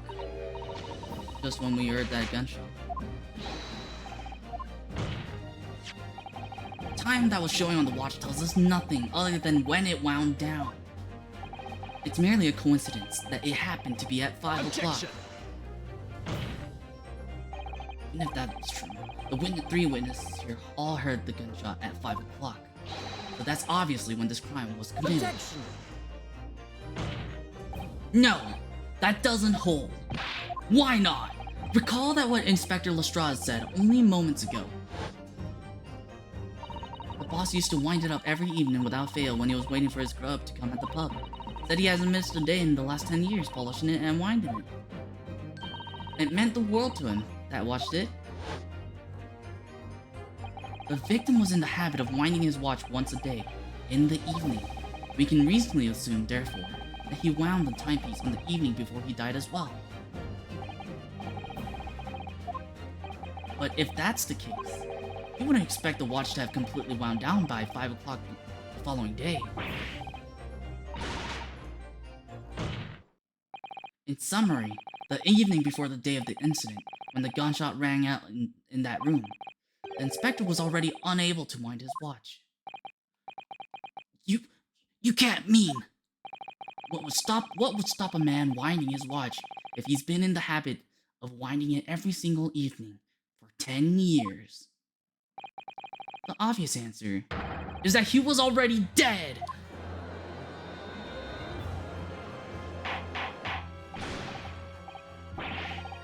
Objection! You claim he was already dead the night before? You really think that Scotland Yard's coroner would have overlooked something like that? Well, on that subject, there is something rather surprising. There's actually an omission in the coroner's report. The time of death is not noted.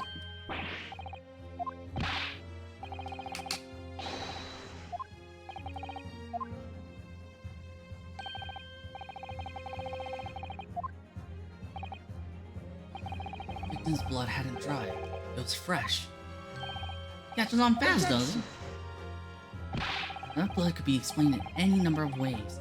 It could have been put there afterwards. Some fresh blood could have been poured over the victim's body after he...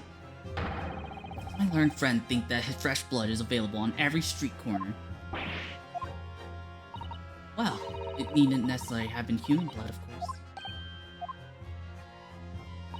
We've been told previously that Scotland Yard has no way to identify blood as human.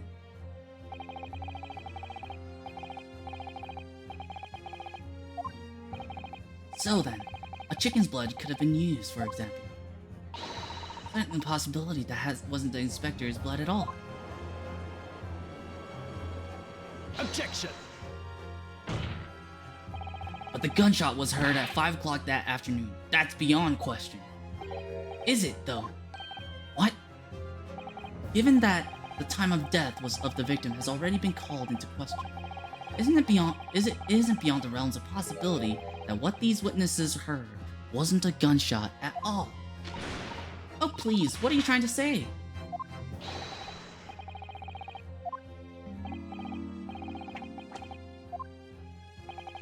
I don't doubt your ears, sir, but all you can state with certainty is that you heard a noise. Noise that sounds like a gunshot could have been made with... Hello! Take that! Something like this. The culprit could have set off one of these to fake a gunshot.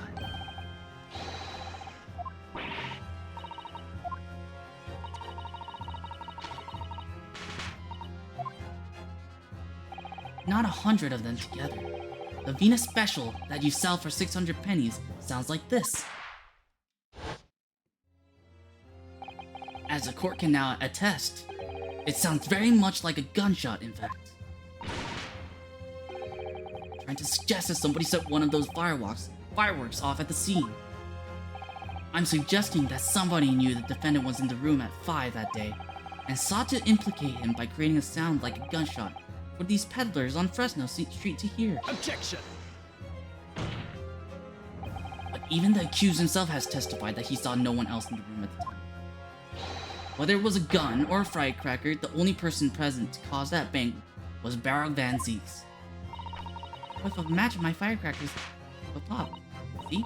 It's why people like him. I fear for your fingers, young lady. Objection! Recently, during my time here in Britain, I've learned a great, very useful invention indeed. Something called, a time bomb. Good heavens, a bomb! Yes, a device that allows you to blow up whatever you like, whenever you like. Mr. Naruhodo, don't worry that your unfortunate phrasing there may lead to yet another international incident. Ah, no, wait! It's the whenever you like part that's important. Time device. Yes, exactly, a time device. Something of that nature could have been planted at the scene. A device that was able to produce the sound of a gunshot long after the culprit had left.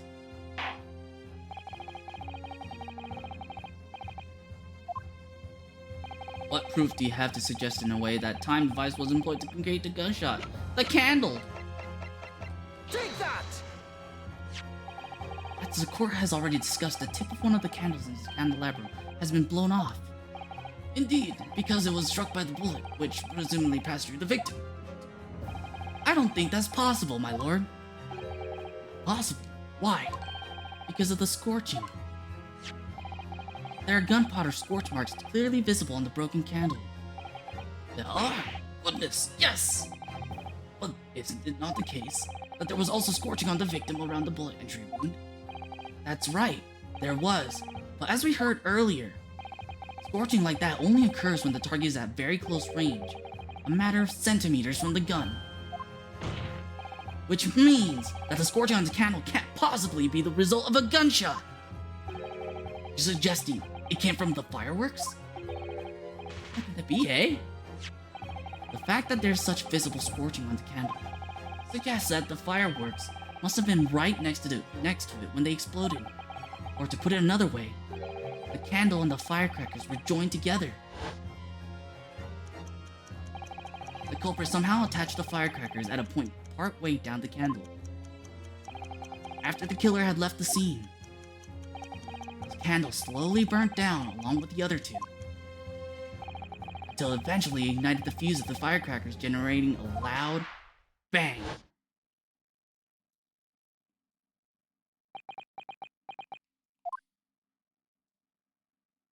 And that is how these 3 witnesses came to believe they heard a gunshot at 5 o'clock. Oh, what a plot! This implies that the victim could have died earlier than we've been led to believe, the previous day even.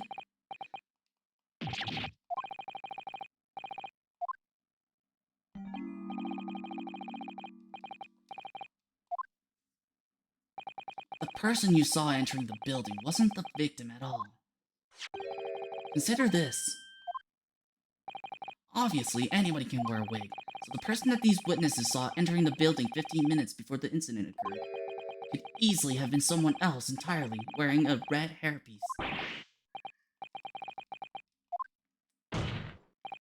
It was the same person who contrived the firecrackers trick.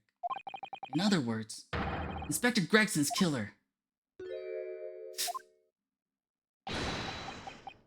Don't laugh at me, Kazuma! Oh, very impressive, Ryunosuke. Naruhodo. Kazuma? I'm really quite amazed you've come this far. But after all, wasn't I the one who told you that you had all the makings of a great defense lawyer? I also noted the lack of a time of death. Stark omission. But as far as I'm concerned, this whole country's justice system leaves a lot to be desired.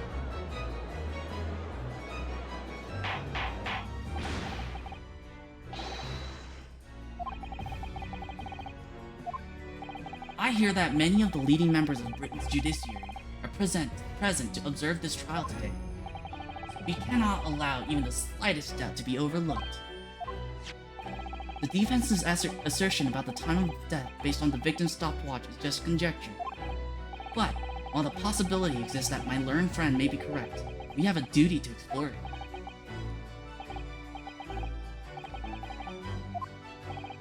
What immediately comes to mind is, of course, what was Inspector Gregson doing? Where did he go on the day before the incident? Do you know? The inspector always carried out his investigative work alone. His movements were treated as confidential within Scotland Yard. However, considering the evidence we've been presented with so far, I'd say it's fairly apparent what case the man was pursuing. Wouldn't you, my learned friend?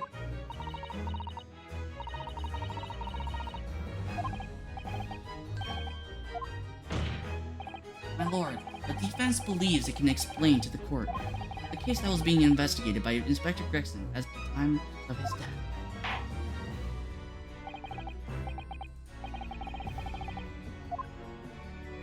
What evidence is suggestive of the case being investigated by the inspector on the day prior to the incident?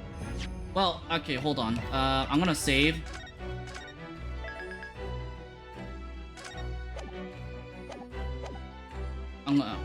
I'm pretty sure it's this one. Yeah. Take that! I believe this red hairpiece points to the answer. We might assume it was part of a disguise used to carry out an undercover investigation.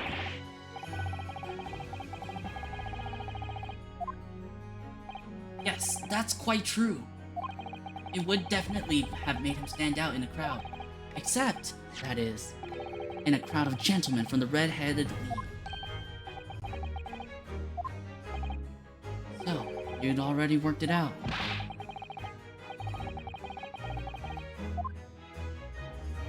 The Red-Headed League is currently under investigation for grand deception. They've been targeting red-headed men across all of London and tricking them out of small sums of money. 2 men were arrested for the misdemeanor only yesterday. My lord, the defense calls for those 2 men to be summoned at once. 2 redheads?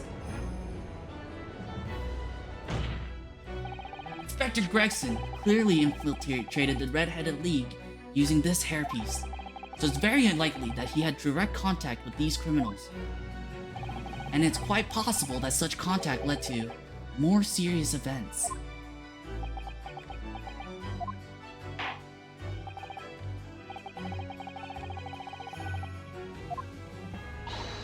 Well done, Mr. Naruhodo. Well, it's another possible line of inquiry for us, at least. Prosecution will make immediate arrangements for the charged men to appear. Bring these two red-headed lead conspirators before me, Prosecutor Asogi. At once, my lord. Very good. We will have a 30-minute recess.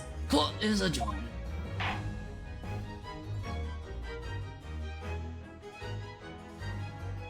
What? What a ride. Alright, that's all the time I have for today, however.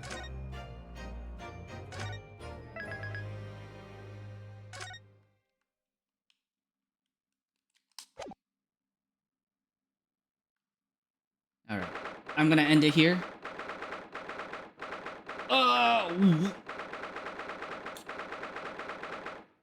What a time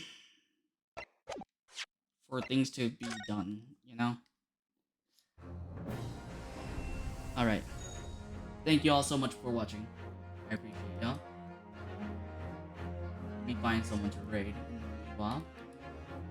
Let's talk about what we've witnessed today. Our friend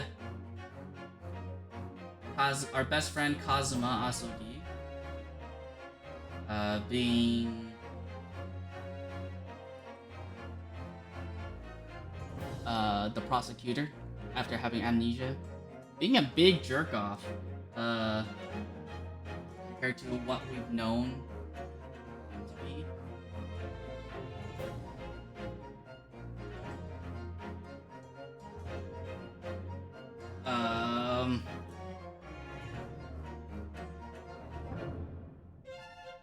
Farah Van Zeek's putting his life in our hands. A lot of stuff. I found someone to raid. I'm gonna raid our good friend Yuri Coffee. If you're not taken to her stream via the raid, here's our raid message. If you are subscribed, here's an alternative raid message. So I hope everyone has a great day, afternoon, or evening, wherever you are. And as always, please remember to take care of yourselves. See you all next week.